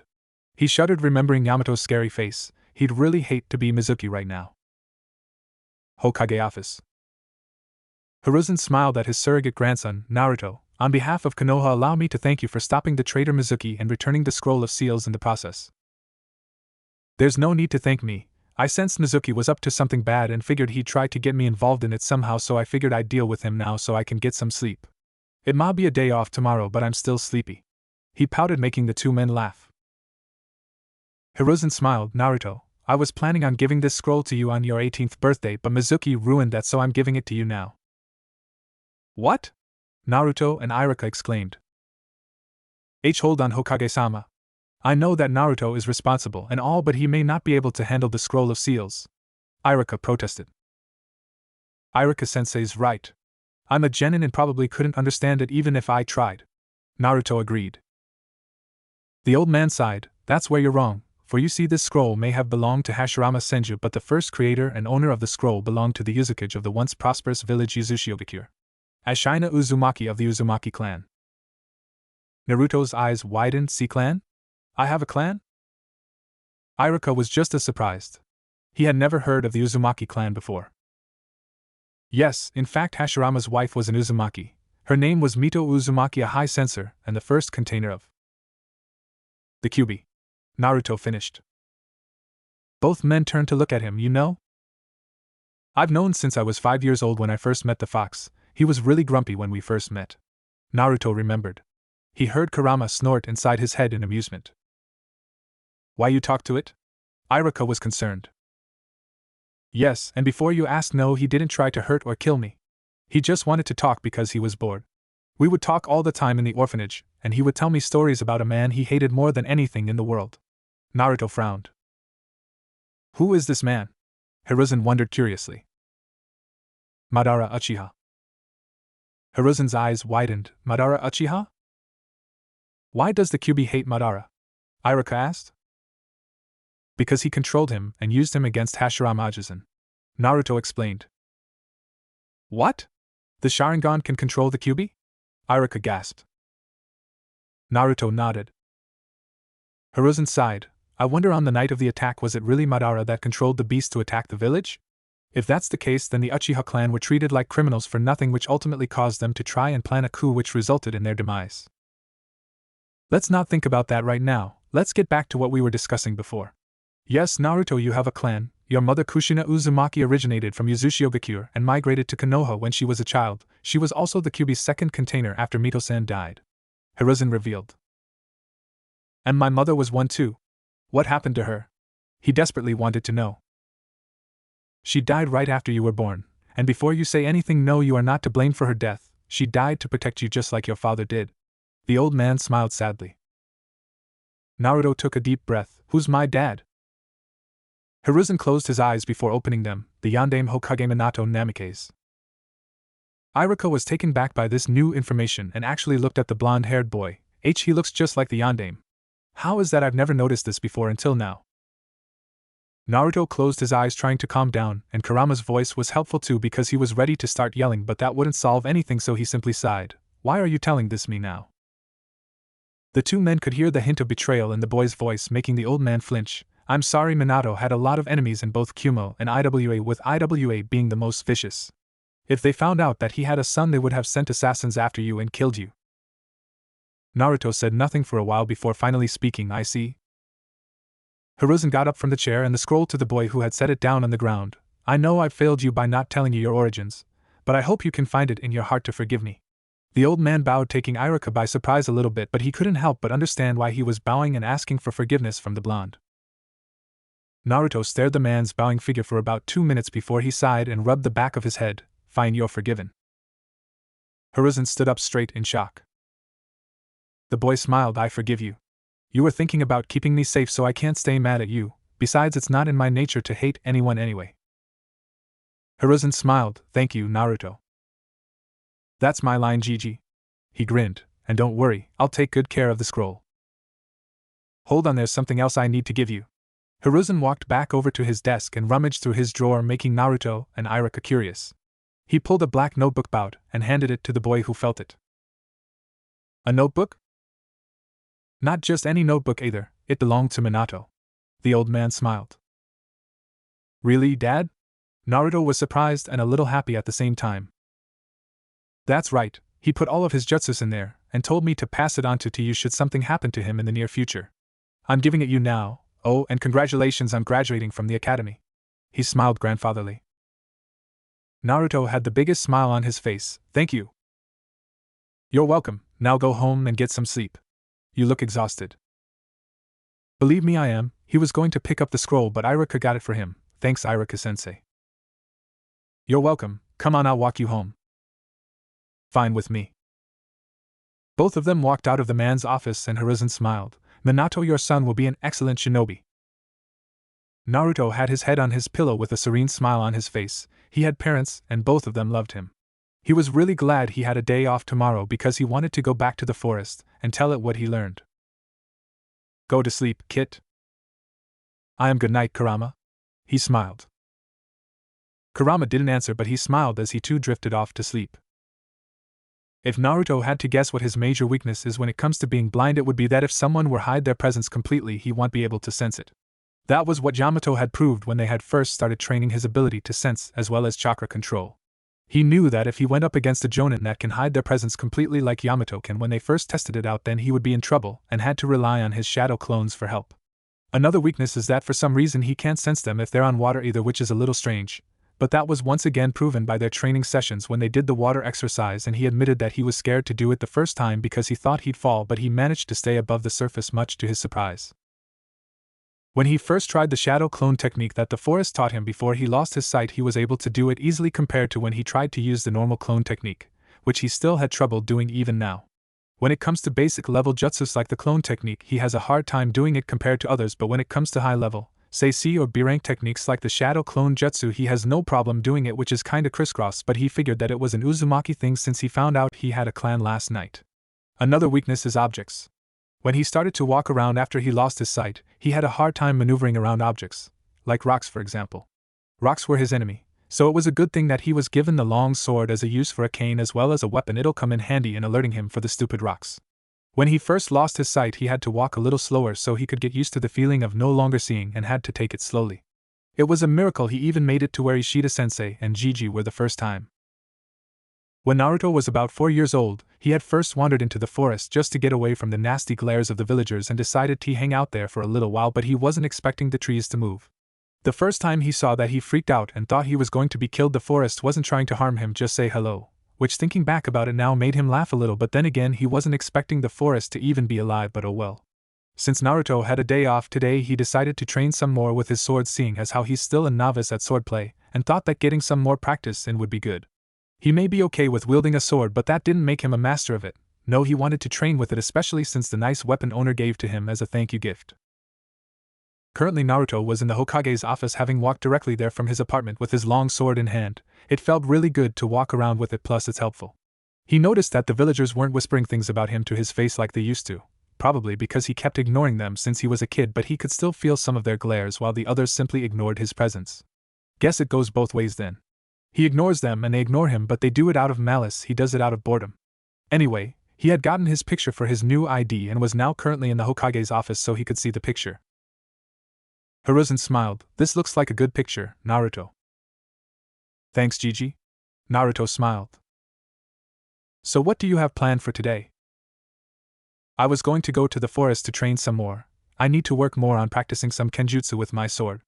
I'm a complete novice when it comes to sword play, so I need to train, he said. Well, learning how to use weapons would be good for you. I know that one of Guy's Genin is also practicing some weapon skills. It's always good to keep training what you already know before you start something new. That reminds me, Naruto, I meant to ask you what your affinity is. Hiruzen inquired. It's futon actually, but I can use suiton too. But katan I'm not really good at controlling. Every time I try I feel as though I'm being rejected, so I left it alone. Naruto smiled. So suiton is sub-affinity then? Basically, I'm surprised you used it well at all. I even went so far as to use the water dragon jutsu, but that's because of the help from my shadow clones. The blonde remembered. You managed to do it on your first try. Impressive. Yeah, but it was then I realized it was just pure dumb luck, because when I tried it again I couldn't maintain it for long, and it soaked me. When you try something right the first time doesn't mean it'll work for you again, so I've been training non-stop to get it like last time. Naruto explained. I was the same when I was your age, but my struggle was katan. But after a while I finally got it down. Hiruzen reminisced. Naruto nodded. Futon was just as hard too. I would sometimes cut myself trying to use some of the jutsus. Elemental affinities are really hard. They are, but there are some jounin out there with more than one, and have mastered them since they were genin. Hiruzen thought of Kakashi, who has a lightning affinity, but with the Sharingan he copies other affinities as well via jutsus. What about Doton? Naruto shrugged. I don't really care for it, so I didn't try to use it. I see. Besides, I have Mokuton, Suiton, and Futon. I don't think I need another affinity anyway. If that's what you want, my boy. Naruto was about to say something else when his ears picked up something. Someone was coming and approaching quickly, meaning they must be running down the halls and heading right here. I think you have a visitor. Before the old man could respond to that, the door opened, revealing a young boy with brown spiky hair, a blue scarf wrapped around his neck, wearing a yellow shirt, and gray shorts. Prepare to be defeated, old man, the boy declared, running towards him with shuriken in hand, only to trip on his own scarf, falling right on his face. Hiruzen sighed tiredly. This is like what the 10th time his grandson tried to attack him. Naruto turned to the old man. I'm gonna go out on a limb here and guess you know this kid? Yes, this is Konohamaru, my grandson. The old man gave his grandson a deadpan look at his fallen form. Honorable grandson. Another voice sounded and came in the room. Looks like Ebisu arrived here too, the old man thought. Ebisu saw Naruto and glared in the blonde's direction. There's no point in glaring at me, so I'd appreciate it if you'd just stop. The blonde sighed. Wah dash. And before you ask, yes, I'm blind. Seriously, how many times do I have to this? Naruto was getting sick and tired of it. The only reason he could tell Ebisu was glaring at him was because he felt it. Konohamaru picked himself off the ground and rubbed his nose. He looked around the room before he spotted the blonde and pointed at him. Hey you! How dare you trip me? I didn't trip you, you did that all on your own, kid. You should really be more careful. The blonde responded calmly. Show some respect to the honorable grandson of the Sandaime Hokage. Ebisu growled. Respect is something you earn, not own rights to, Naruto stated, making the man look like an idiot. Anyway, I should get going, Hokage-sama. He walked right by the stunned kid and speechless special jounin, walking out the room, closing the door behind him. Hiruzen smirked seeing the man's speechless face, not like he didn't deserve it, mind you. But it was still hilarious. Naruto walked away from the tower and headed right towards the living forest of Konoha. He was still surprised not that many people know that it's alive, but then again the only reason he found out was because he wandered there as a child and enjoyed his stay. Maybe it was the will of the forest to not let anyone besides those it finds worthy to enter and know it's alive, but that was just a guess. He walked through some fences when he sensed he was being followed by an all too familiar presence, making him stop walking. "Can I help you with something, Konohamaru?" Konohamaru peeled the concealer off from the fence with a stunned expression. "How did you know?" "I felt you were following me. Plus I have very good hearing, which is both a good thing and a hassle at the same time," Naruto told him.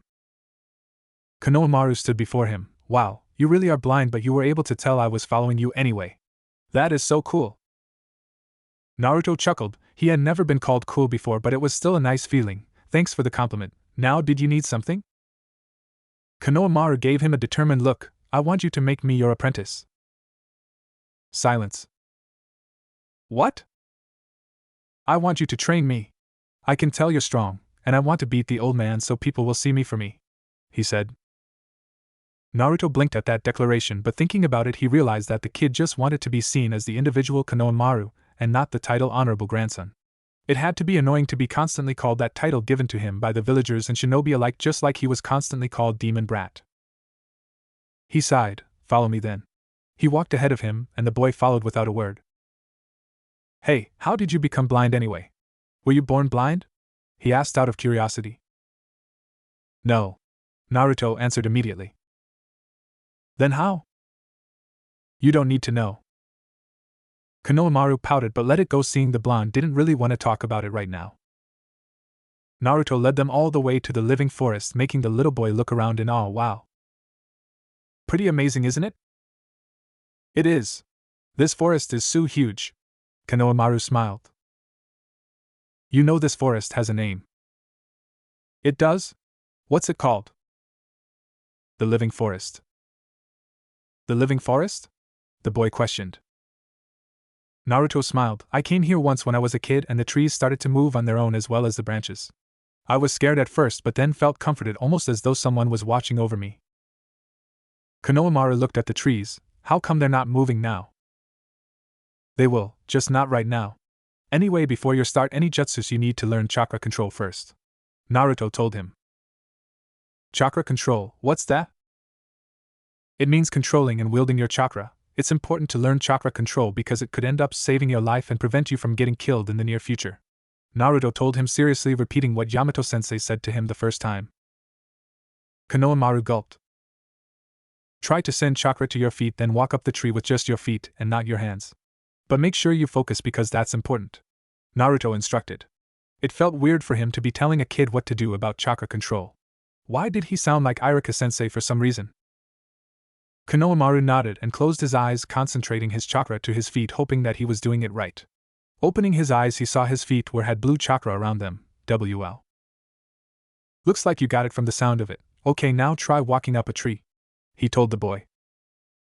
Konohamaru walked over to the tree and slowly walked up while smiling. "I did it." As soon as he said that, he lost his concentration and started falling, but Naruto caught him before he could hit the ground. "I forgot to mention that concentration is important, so you might want to focus more on walking on the tree than announcing you got it, otherwise you'll fall like what happened just now," Naruto told him, putting the boy back down on the ground. "That was still pretty cool. Hey boss, guess what?" Konohamaru grinned. Naruto raised a brow. "Boss?" He let it go and answered the boy. "Yeah? Someday I want to be Hokage so people will see me for who I am." The boy smiled. Naruto smiled. "Hokage, huh? Best of luck to you." "Honorable grandson." Ebisu ran towards them and stopped. "What are you doing all the way out here and with this degenerate?" "He's really starting to get on my nerves," the blonde thought. "He's training me so that I can become Hokage someday," Konohamaru declared. "Young master, to be Hokage you must know a variety of jutsus," Ebisu lectured. "Besides, you can learn nothing from this fool. He will only lead you to ruin." "Talking about yourself?" Naruto tilted his head. "What? Don't you think it's downright despicable to insult a blind person?" "I think so. Tell me something, Four Eyes. How did someone like you even become a special jounin anyway?" "Seems like a waste." The blonde smirked. Konohamaru giggled at Ebisu, making the man's face turn red. How dare you! He was about to approach the blonde when he felt the tree around them make noises and the leaves rustled, making him stand completely still.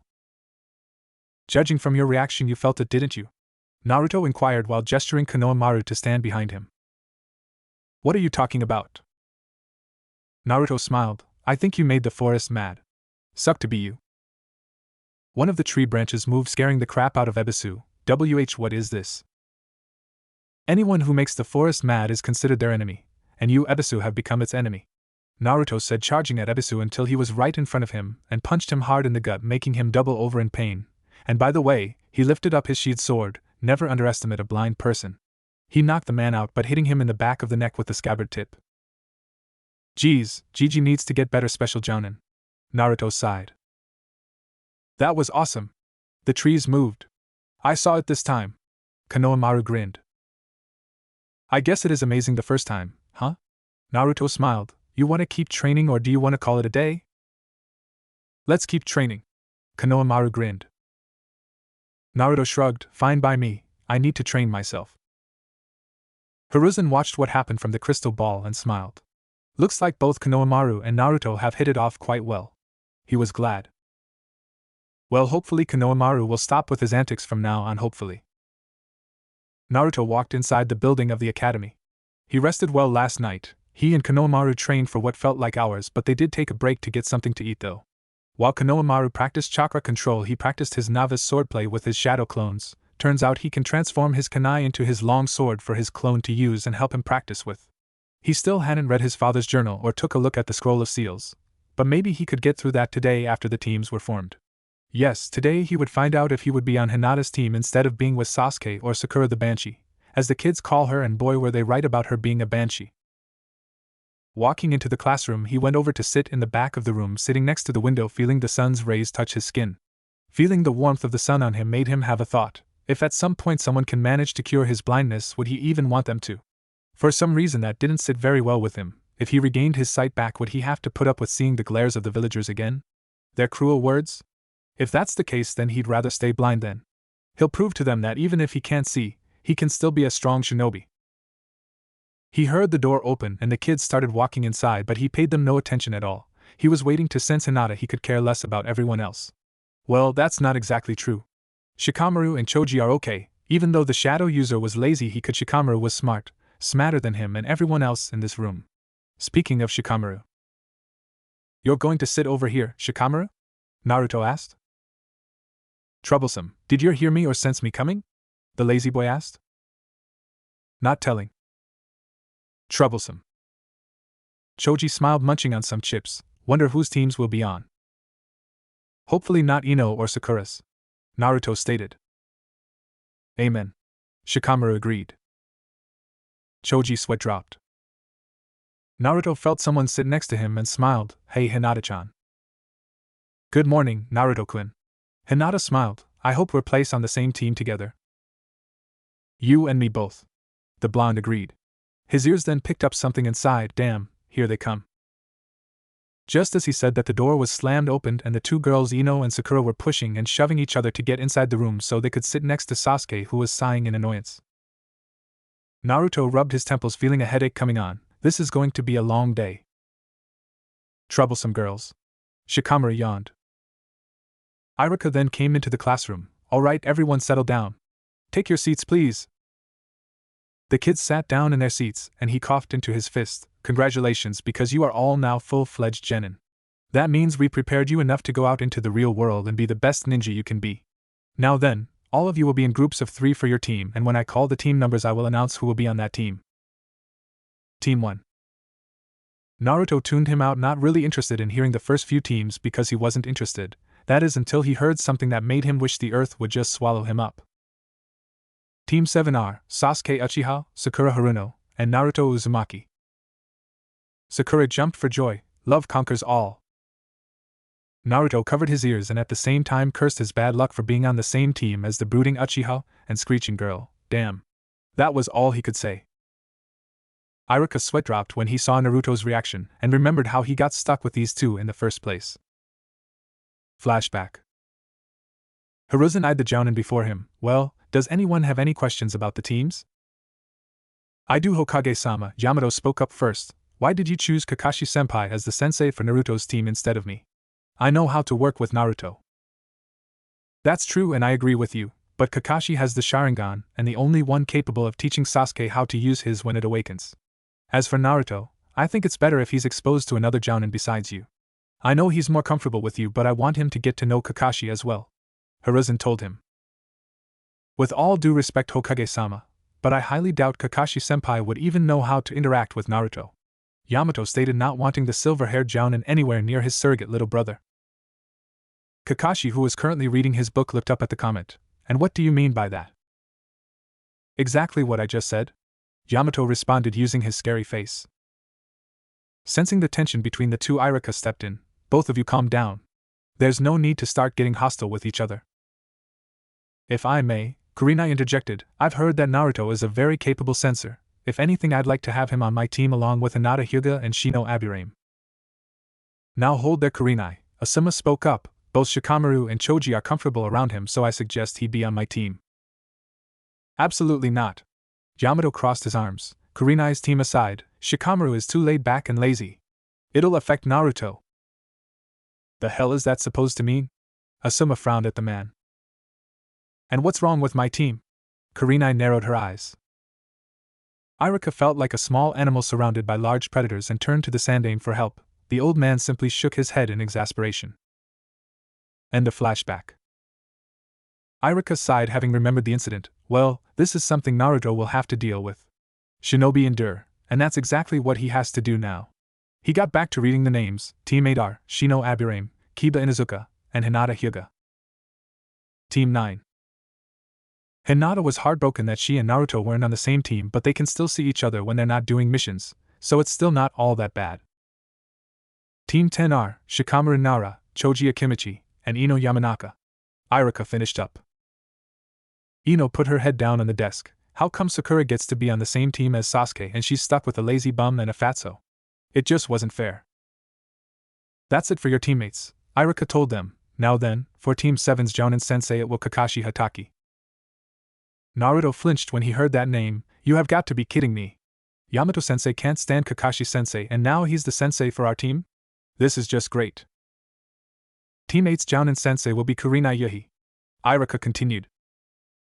Hinata knew Kurenai well. She came over at the compound and told her father that she would like to place her on her team in the near future. I guess she got what she wanted. And Team 10's Jounin Sensei will be Asuma Saratobi. Irika finished. Your senseis will come to get you in the afternoon. Good luck. And like that, he left the classroom. Naruto still couldn't believe it, being put on the same team as a brooding Uchiha and a fangirl, not to mention having a Jounin Sensei Yamato Sensei doesn't like very much. Someone up there must like placing him with difficult people. Guess I'll just have to deal with it. The blonde was on top of a desk sitting near the door this time, waiting for their sensei to show up, and it's been over an hour. The other Jounins came to get their students, but theirs was running late apparently. He sighed and closed his eyes, leaning against his sword, not even paying attention to his teammates at all. What a pain. So Sasuke-kun, would you like to go out on a date sometime? Sakura asked him for what felt like the 100th time today. He just ignored her the first few times before finally speaking and saying, no, repeatedly hoping she'd give up, but alas, it was not mean to be. She kept asking and his patience was starting to run real thin. No, he responded again. Sakura looked saddened that he refused her offer to go out on a date again. She then looked at her other teammate and saw his eyes were closed, meaning he was probably asleep.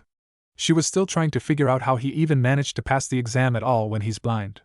She was the first to believe he was faking and called him out on it, but then he showed her his eyes and it shut her up, quickly proving that he was in fact blind, but the way he walked around made it seem like he could see. She remembered that at recess he would always take to sitting up on a tree branch and just fall asleep with Hinata below him, and sometimes Shikamaru and Choji joined him too. She sighed, but still, why did I have to be on the same team as Naruto Baka anyway? I bet it was just pure dumb luck he got the Rookie of the Year title along with Sasuke-kun. Sasuke was staring at the blonde and noticed that he was fast asleep, not even trying to make conversation with them. Not that he cared, because he didn't. There was just something about him he just couldn't figure out. How could some blonde dope like him be his greatest challenge if he wanted to kill Itachi? He didn't dwell on it for now. If he was to be his stepping stone into killing Itachi, then so be it. He'd defeat the blonde and figure out his secrets. Naruto opened his eyes. Took him long enough. Before any of his teammates could say anything, the door opened and Kakashi walked inside, observing his Genin team. He saw Sasuke and Sakura stare the blonde then back at him, almost like they were trying to figure something out. He looked at the blonde and saw he was paying no attention to them at all and instead looking at him with a bored expression. Well, Kakashi looked at them individually. My first impression of you all is you're boring. Sasuke scowled at him and Sakura was about to yell, but Kakashi spoke first. Meet me on the roof in 5 minutes. And like that he disappeared in a puff of smoke. Sasuke and Sakura looked at each other, then back to the door, only to see Naruto was gone, taking them by surprise. When did he leave? Rooftop. Kakashi arrived at the roof and pulled out a book, waiting for his Genin team to arrive. About 2 minutes later he heard footsteps and saw it was Naruto walking with a walking stick that looked like a katana in disguise. The blonde walked on the left side of the stairs and sat down, then proceeded to close his eyes. Quite the antisocial one, isn't he? He thought. A few minutes later Sasuke and Sakura soon came and sat down on the steps, both of them giving the blonde side glances. Kakashi noticed the blonde's eyes were opened. Very curious. Well now, why don't we start with the introductions? I'll go first to start us off. My name is Kakashi Hatake. My likes, well, I have many likes, my dislikes as well. As for my hobbies and dreams, well, you don't need to know because you're too young. He smiled beneath his mask. Naruto didn't care. Sasuke's eye twitched, and Sakura's sweat dropped. All he told us was his name. Alright, Pinky, you're next. Sakura had a tick mark on her forehead at the Pinky remark but answered anyway. My name is Sakura Haruno. My likes are, she glanced at Sasuke with a blush. My likes and hobbies are, she glanced at Sasuke again. My dreams for the future is, she looked at Sasuke and giggled. And the person I dislike is Naruto Baka. She yelled. Both Kakashi and Sasuke looked over to see the blonde's reaction. Naruto brought his hands up to his ears and took some earplugs out before putting them in his pocket, and saying nothing at all. Kakashi had to stifle a laugh when he saw Sakura's reaction. He saw Sasuke sigh. He was probably thinking he should have done the same thing when it comes to her screeching. The silver-haired man had to sigh though. Girls her age are only interested in one thing. And that's boys. I just hope this doesn't affect her performance as a kunoichi. If it does, I'll have to step in. Alright, your turn now, Mr. Brooder. Sasuke scowled at the man before speaking. My name is Sasuke Uchiha. I don't have any likes nor dislikes. My hobbies are training so that I can get stronger. My dream for the future, I'm going to restore my clan and kill a certain someone. There was tension after that introduction, but Sakura was giving the boy a look of adoration. Sasuke-kun is so cool. Kakashi frowned at the boy. Looks like his quest for revenge hasn't changed. This could become a problem. Looking over at Naruto, he saw the boy had closed his eyes before opening them again, making Kakashi raise a brow. Wonder what that was about. Okay, Blondie, you're the last one.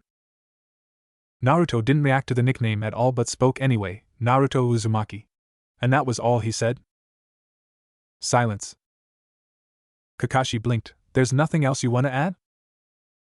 Am I supposed to? Is it required? Well, no, but... Then who cares? The man's sweat dropped, and he's the antisocial one.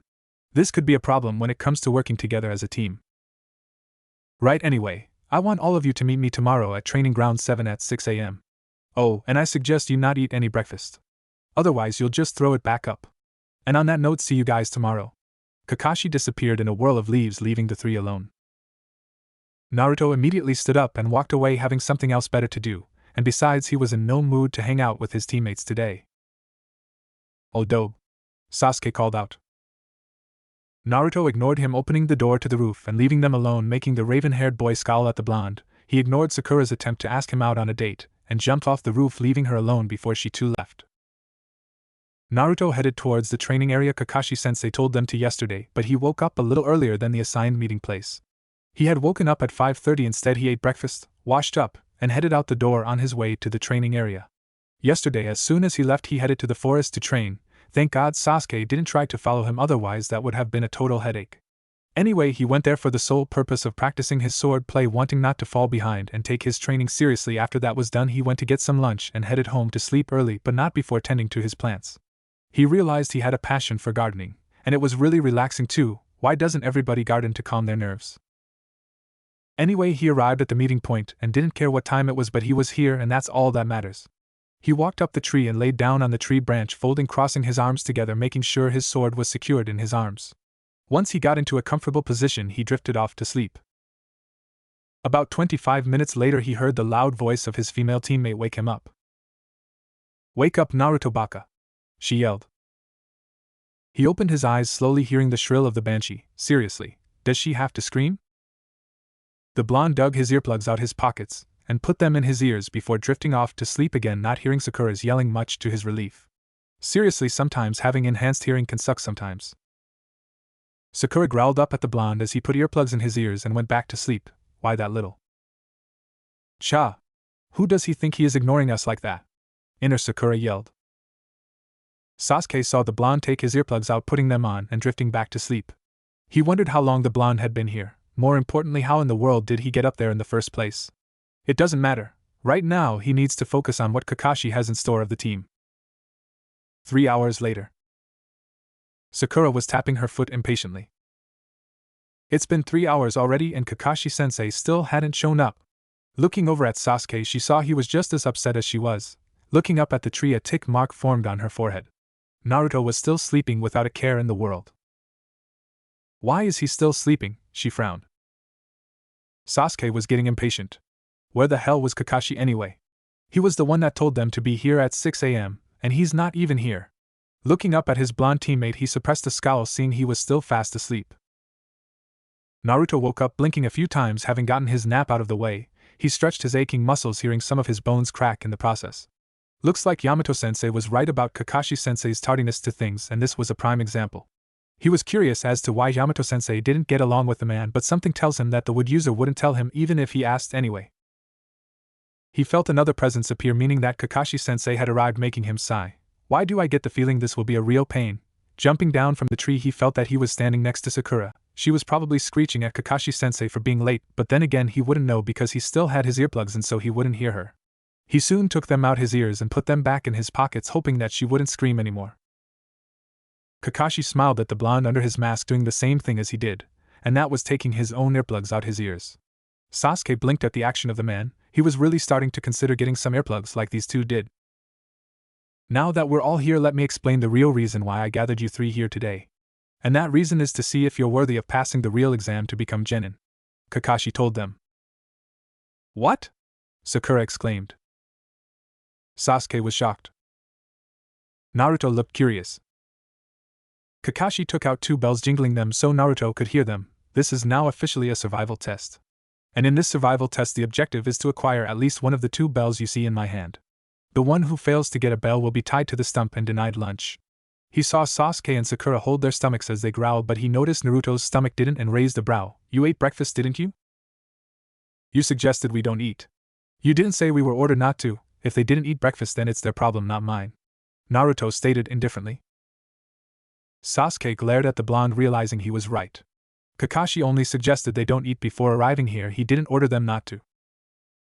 Sakura was thinking the same thing, but annoyed that Naruto said it out loud and so nonchalantly. Kakashi was taken back by the blonde's lack of concern for his teammates. This could really be a problem. I should talk with the Sandaime or Yamato about this. True. Anyway, back to business. Like I was saying, if you fail to get a bell, you get tied to the stump, and the one who didn't get a bell will fail the test and be sent back to the academy. He finished. What? Sakura screamed, making Naruto cover his ears. That is really irritating. He rubbed his ears. Sasuke got a determined look on his face. He would not fail this exam. He couldn't afford to fail. Not if he wanted to kill Itachi. Naruto looked thoughtful. There are only 2 bells, there's another meaning behind this. I want you to come at me with the intent to kill, Kakashi told them seriously. But sensei, we might hurt you, Sakura said worriedly. I highly doubt we could. Catch him off guard maybe, but I doubt we'd be able to put a scratch on him. If anything, he'll probably just play around with us. Naruto closed his eyes as he thought this. Wait a minute. Maybe if we catch him off guard for a few seconds, then it should be easy to get the bells from him, but we'd have to be very careful. He's not known as the copycat ninja for nothing. Kakashi put the timer down on one of the stumps. I have the timer set. When it goes off, that means the test is over. Ready, go. All 3 took off to the woods to hide. Kakashi felt where his students were hiding. Well, it's good to know they know the basics of being stealthy. Sasuke is hiding up in a tree, Sakura is hiding in a bush, and Naruto, Strange, I can't seem to pinpoint his location. Naruto was hiding a little bit away from his teammates and Kakashi so he could think of the real purpose of the test. He tried to suppress his chakra like Yamato-sensei taught him to and didn't know if it was working or not, but he was hoping it did. He was currently in deep thought about the survival test. There's another reason for this test. There are only 2 bells, meaning that only 2 of us will be getting them while one of us is tied to the stump but at the same time gets sent back to the academy. But that makes no sense though. He wants us to come at him with the intent to kill in order to get the bells from him. His eyes widened. Unless he wants us to work together as a team in order to get the bells from him. So that's it. But then again, that's also a problem because those 2 wouldn't want to work with me at all. The emotions I felt from them confirmed it. Guess I'll just have to improvise if we want to pass the survival test. Kakashi waited for one of his students to engage him while he was reading his book. About 5 minutes later, Sasuke emerged before the Jounin. Well now, so the first one to come at me is you. Can't say I'm surprised. Humph, I'm better than those 2. Sasuke said arrogantly. Is that so? Well, let's see about that. Kakashi humored him by putting his book away. Sasuke charged at Kakashi, sending a punch to the man's face, but the silver-haired Jounin merely sidestepped and grabbed the boy's wrist, kicking him in the gut, sending him flying away. But Sasuke maneuvered in the air and got back on the ground. Not bad, but not good enough, Kakashi told the boy. Sasuke then threw multiple shuriken at the Jounin, who dodged them all perfectly and avoided a kick to the head by the raven-haired boy and sent the boy away from him. When Sasuke was a good distance from the Jounin, he did some hand signs that caught the man's attention. Rat, tiger, dog, ox, rabbit, tiger. What? That's a C-rank technique that requires a lot of chakra. There's no way, Kakashi thought, taken by surprise. Katan, Hozenka no Jutsu, Fire Style, Phoenix Flower Jutsu. Sasuke sent a barrage of flames at the silver-haired Jounin, watching as the flames consumed the man. When the fire died down, he saw that Kakashi was nowhere in sight, making him look around. What? Where'd it go? Doton, Shinjuzanshu no Jutsu, Earth Release, Double Suicide Decapitation Technique. Sasuke felt his ankle be grabbed by a hand from underground. Damn dash! He was dragged all the way underground until it was just his head sticking out. Kakashi materialized from underground. That was pretty impressive, using a C-rank technique like that, but you're a little too hot-headed. He bent down with an eye smile. Sasuke glared at him. Before Kakashi could say anything else, he saw 4 shuriken be sent right at him, making him do a backflip to avoid them. When he crouched down, he saw that Sasuke was no longer where he had him, making the man blink. It was probably Naruto that dug him out, but that was pretty clever of him to distract me with the shuriken so he could get his teammate to safety. He might not be antisocial after all. Let go of me, dope! Sasuke yelled. The boy was currently being carried on his male teammate's shoulder. The 2 of them were currently jumping from tree to tree. Naruto was taking him to a safer distance, having gotten him out of a sticky situation. Naruto stopped near a big tree and dropped the boy right on the ground, making him growl. Thanks. Sasuke saw another Naruto jump down a tree with a walking stick in hand, making his eyes widen. He looked at the one that grabbed him and dropped him on the ground. A shadow clone? But it can see. No problem, boss. What about the other one? The clone asked. Naruto nodded. Go find Sakura and bring her here too. He'll probably go after her next. You got it. The clone jumped up a tree and went off to find Sakura while Naruto walked past Sasuke and into the clearing so he could start his plan and hope that it worked. Hey, I didn't need your help, Sasuke yelled at his retreating figure. Naruto merely waved his hand without looking at the raven-haired boy, making him clench his fists. Just how strong are you?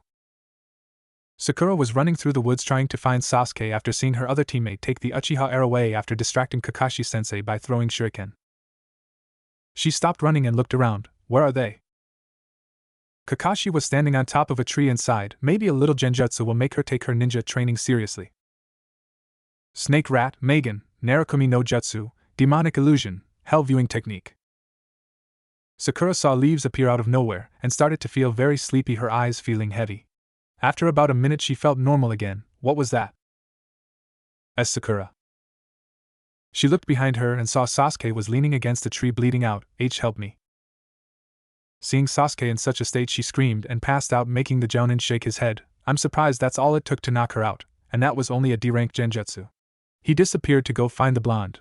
As soon as he left, Naruto's clone appeared, hefted Sakura over its shoulder and took her to where Sasuke was, and if he wasn't in the same spot as before, he would just lay her against a tree. Kakashi was walking around trying to find his other student, and sensed he was near the clearing, so that's where he went. Walking out into the clearing, he saw the blonde was leaning against a tree asleep while holding his walking stick close to him.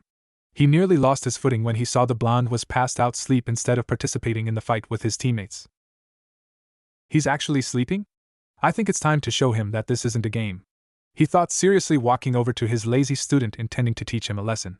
When he was close enough, the boy's eyes snapped open, and before Kakashi could react to the fact that his student was faking, the blonde unsheathed his blade and tried to slice him in half, but Kakashi jumped back just in time and did several backflips to get some distance before crouching in position, missing the smirk the blonde had on after he stopped with the backflips. That was close. I didn't think his walking stick was a sword in disguise. Pretty clever way to catch an enemy off guard, Kakashi thought as he stared at the blonde who still had his sword unsheathed. Naruto tilted his head. Too bad. I thought I had you, but I guess not.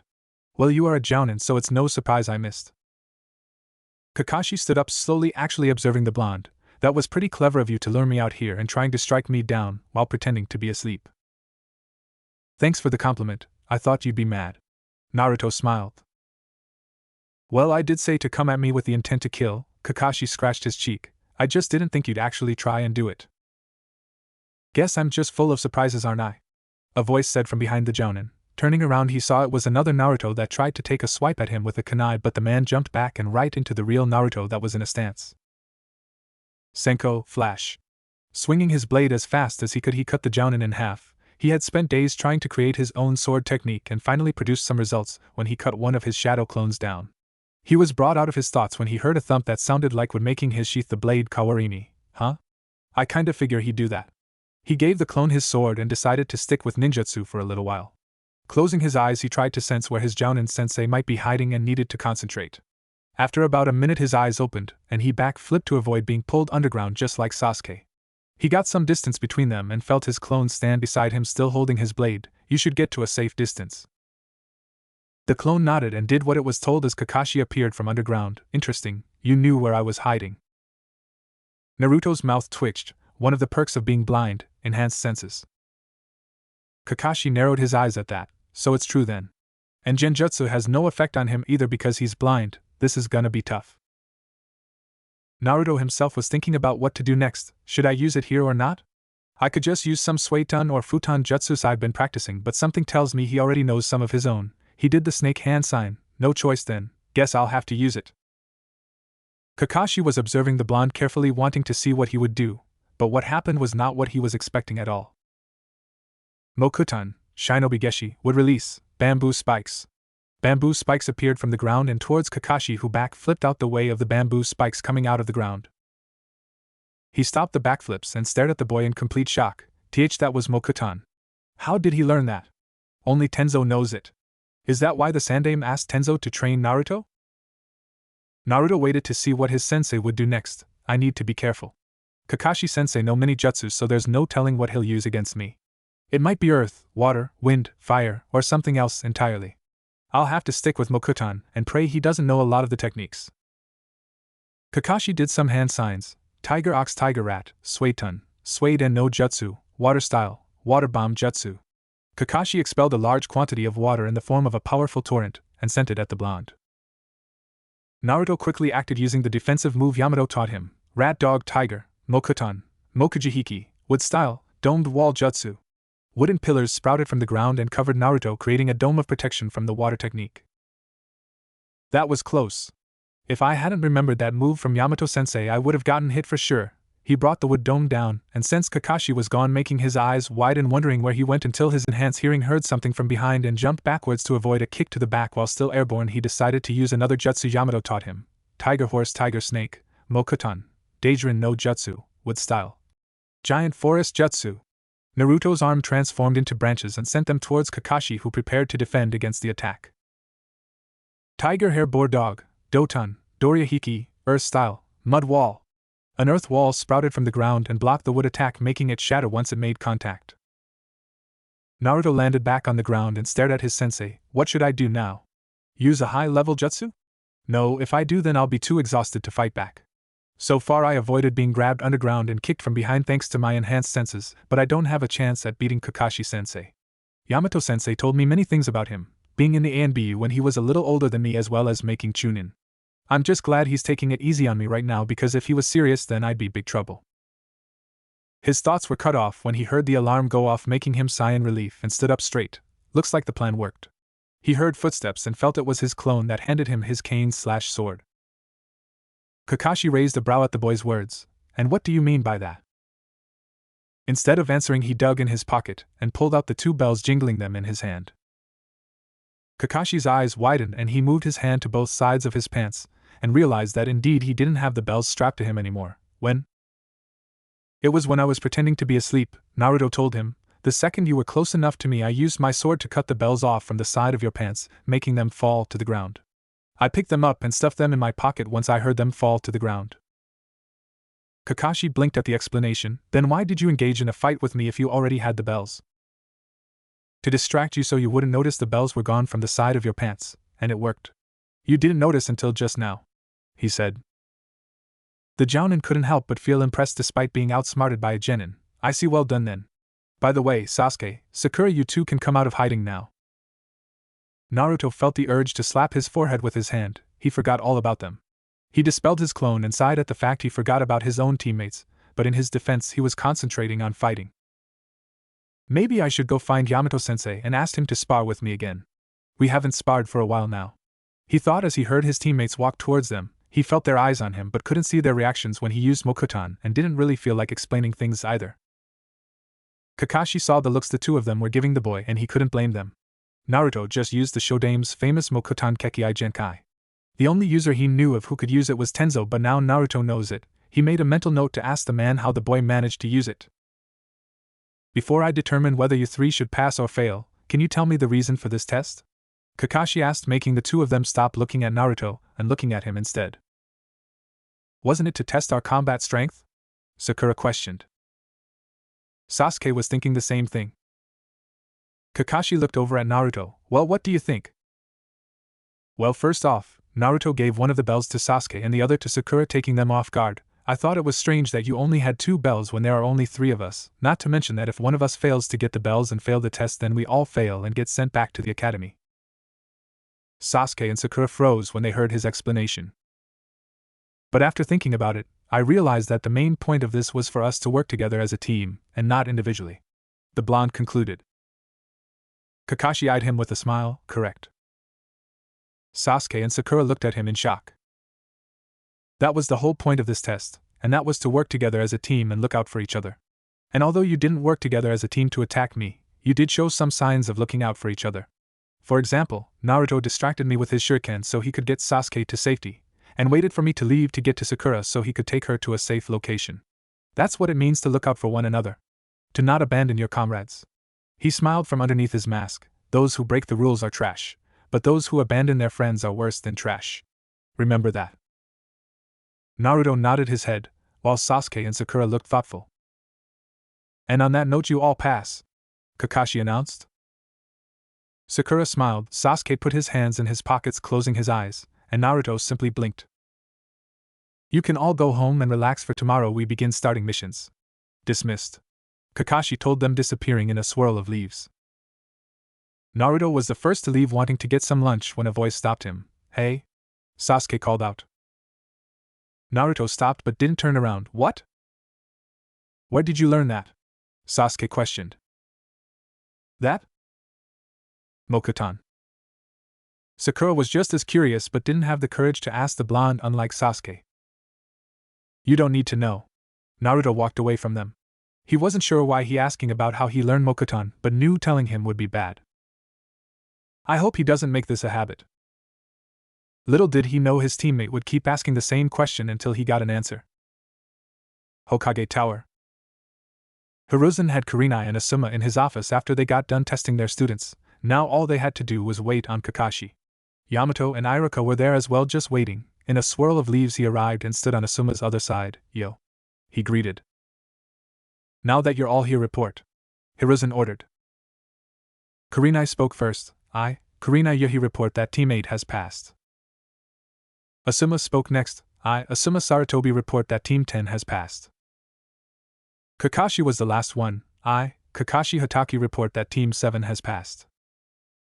That took the occupants in the room by surprise, but Yamato smiled proudly that Naruto passed Kakashi's test. Well, this is rare, so which one of them figured out the true purpose of the test? Naruto or Sasuke? Asuma asked. Naruto. Kakashi responded. Yamato kept his proud smile. He figured out what the true purpose of the test was, and it was because of him the whole team passed. Sasuke was only focused on trying to take me down, trying to prove he was superior than his teammates, and Sakura was only concerned about Sasuke. Kakashi reported. Kurenai shook her head in disappointment. That girl is a disgrace as a kunoichi. Hate to say it, but so is Ino, Asuma agreed. She'll only work seriously if she's put in a situation where it forces her to take her duties as a kunoichi seriously. So far only Hinata and Guy's girl are the only proper kunoichi around here. Iruka couldn't help but sigh himself. Such good talent they have. If only they weren't so obsessed with Sasuke, then the two of them would be the top kunoichi in the village, but so far only Hinata and Guy's girl fit that profile. Naruto meanwhile distracted me so he could free Sasuke from my Doton, Shinjuzanshu no Jutsu, Earth Release, Double Suicide Decapitation Technique, and got Sakura out of harm's way when I used Megan, Narakumi no Jutsu, Demonic Illusion, Hell Viewing Technique, on her, and she passed out. Kakashi continued. Asuma snorted at the mention of Earth-style jutsu he used on Sasuke. Oh god, he would have loved to see that. Kurenai rubbed her temples when she heard Sakura passed out after Kakashi used a simple D-rank genjutsu on the girl. It would take something serious to wake this girl up and bring her back to reality. I'm not surprised, Yamato smiled. I've been with Naruto since he was a kid and he's always put others' well-being above his own. Iruka smiled. He does, doesn't he? His kenjutsu skills could still use some work, but I'll admit it that it caught me off guard. Kakashi admitted. Wait, hold a minute. You mean to tell me the kid fought you one-on-one? Asuma looked at him. Kinda, he was distracting from the fact he got the bells from me when I let my guard down. Kakashi rubbed the back of his head. Yamato smirked, making Kakashi narrow his eyes at him. Really? I didn't see a sword on the kid, Asuma commented. It's in his walking stick, Yamato told them. It's a long sword disguised as a simple walking stick. That's clever and useful, Kurenai said. I agree, Kakashi agreed. When I was done dealing with Sakura, I found him sleeping against a tree and thought he wasn't taking the test seriously, so I intended to make him see how serious the situation was. But it turns out that was a trap, and when I was close enough, he took a swing at me with his sword and cut the bells right off from me and engaged me one-on-one to make sure I didn't notice they were gone. I only noticed I didn't have them with me when the test was over. Losing your touch, senpai? Yamato smiled. Kakashi gave him a warning glare. So he's good at formulating plans too, huh? He and Shikamaru should get together sometime, Asuma said, impressed. That's not all. Kakashi's tone turned serious, getting their attention, wondering if something else happened. Hokage-sama Tenzo, why didn't you tell me Naruto has the Mokuton? Asuma's cigarette fell out of his mouth, Kurenai's eyes went wide, and Iruka was speechless. Yamato and Hiruzen looked at each other, then back at Kakashi. So he used it in front of you then, did he? Hiruzen said. You mean it's true? Iruka stared at the Hokage. Yamato narrowed his eyes at Kakashi. I told Naruto not to use it unless the situation calls for it. What do you think the council would do if they found out he has the Mokuton? Kakashi closed his eye. I see your point, but it would have been good to know. I don't see why you should know, Yamato countered. I regret not telling Iruka, but I see no reason why you should know at all. Kakashi and Tenzo had electricity coming from their eyes, forcing Iruka to intervene while Asuma and Kurenai watched with interest. Hiruzen sighed. That's enough, both of you, he ordered Kakashi. I'm sorry for not informing you, but I wanted to protect Naruto, and so did Yamato, so we agreed to keep it to ourselves and told Naruto to use it for emergencies only. Please try to understand. Kakashi stared at the man. I understand, Hokage-sama. Good. Is there anything else you'd like to report? No, nothing else, sir. I see, then you're all dismissed, Hiruzen told them. Asuma and Kurenai left the office, leaving Kakashi, Iruka, and Yamato in the office. I take it you'll be doing D-rank missions tomorrow then? Yamato questioned. Yeah. Naruto won't complain about it, but I don't know about Sasuke Uchiha. Yamato frowned. Iruka was inclined to agree. Kakashi sighed. You have no idea. Kakashi sighed as he spoke into the receiver. This is Silver. Is there any visual on the target? This is Cherry Blossom. Target has been spotted, Sakura answered. This is Brooder. Target has been spotted. Sasuke all but growled out at the stupid codename Kakashi picked out for him. This is Blondie. Target has been spotted. Naruto wondered if Kakashi was giving them these codenames just for fun. If that's the case, then are they okay? Then engage, he ordered. Sakura was the first to make a move and pounced on the cat, grabbing it securely in her arms as Sasuke landed next to her. The pink-haired girl saw the red bow on its ear. Target captured. Confirmed to be the cat Tora. She missed the gleam in the cat's eye and as such was unprepared as it scratched her right in the face, making her drop the cat. Sasuke tried to capture it before he too was scratched in the face by the mean cat before it took off into the bushes, leaving the two genin to rub their faces. That damn cat. Sasuke cursed. It ran into those bushes over there, Sakura said. Cha! That cat's gonna pay for scratching my face. Inner Sakura cracked her knuckles. Cherry Blossom Brooder report. Where is the target? Kakashi questioned over the receiver. Sasuke answered, Target has escaped and run off into the bushes. I repeat, target has escaped and run off into the woods. Requesting to pursue the target? Permission granted. Follow and capture the target Tora, Kakashi ordered.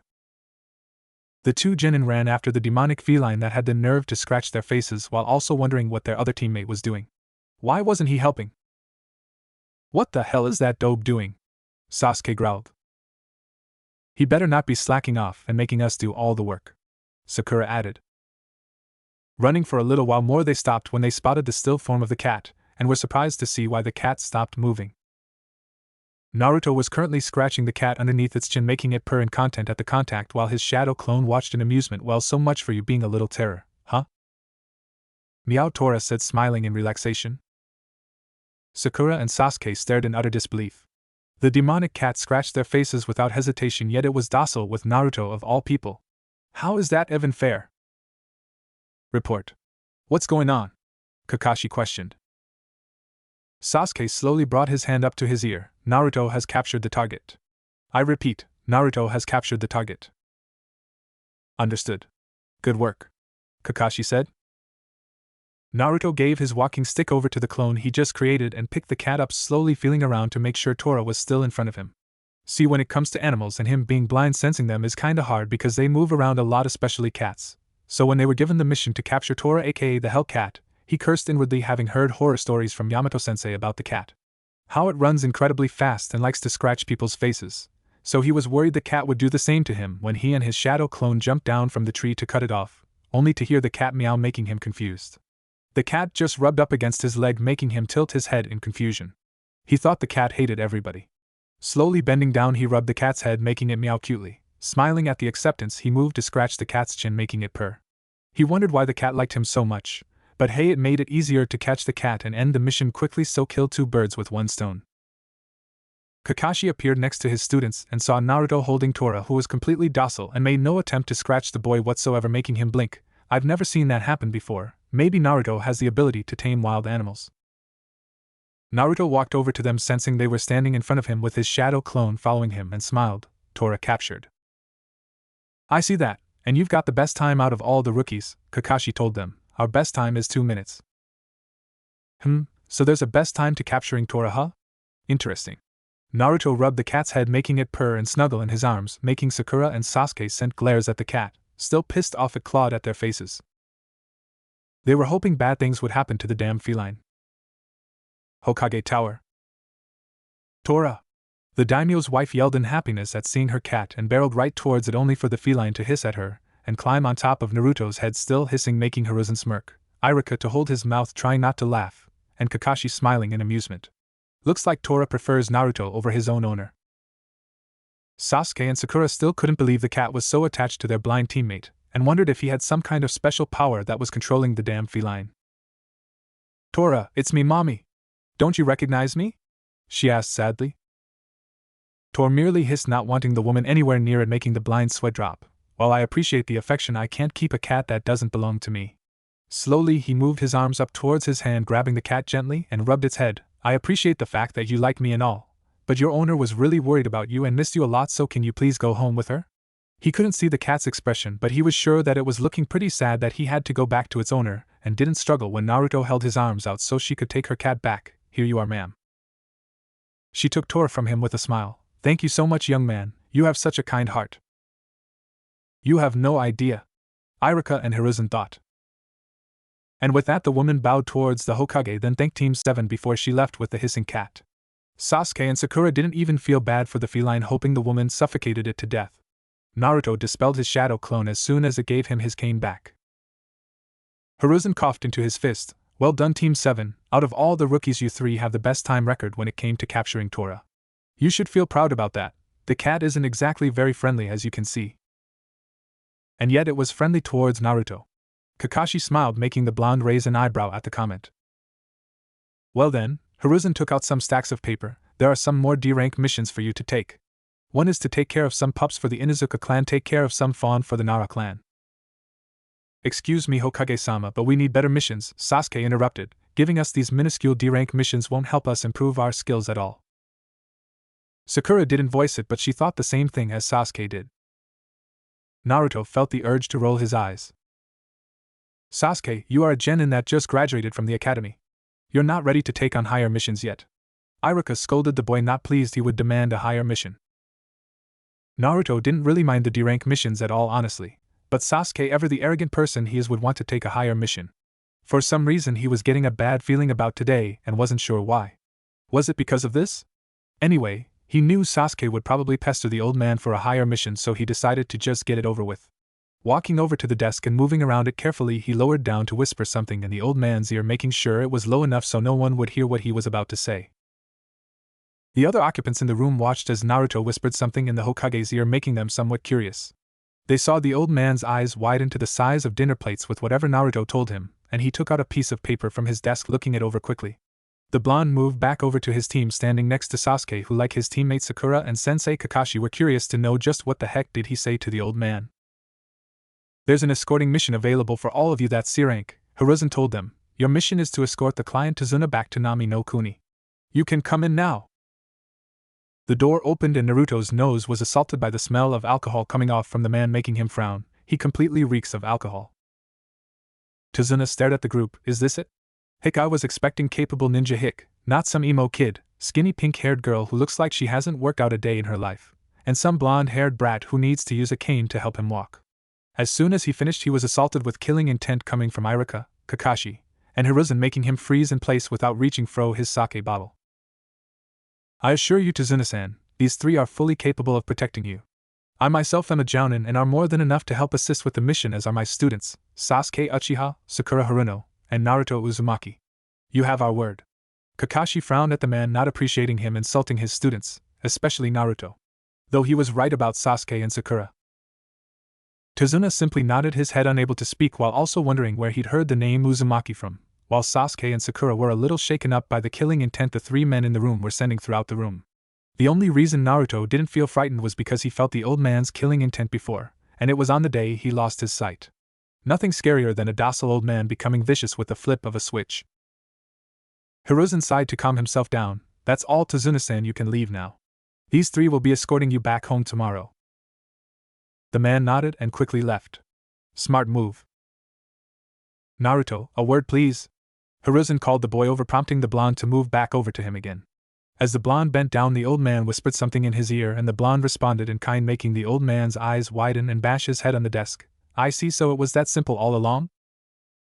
Yep. Naruto nodded, confusing everyone in the room. Hiruzen sent a wave at them. That's all, you can leave now. Kakashi bowed and left the office right along with his students, while Iruka was curious about something. Hokage-sama? What is it? He mumbled. What was it that you and Naruto were whispering about? The man wondered. Hiruzen lifted his head from the desk. It was about the secret. Secret? Yes, the secret to defeat my paperwork. Hiruzen brought both hands together. And that is? Iruka blinked. Hiruzen closed his eyes before opening them dramatically. Shadow clones.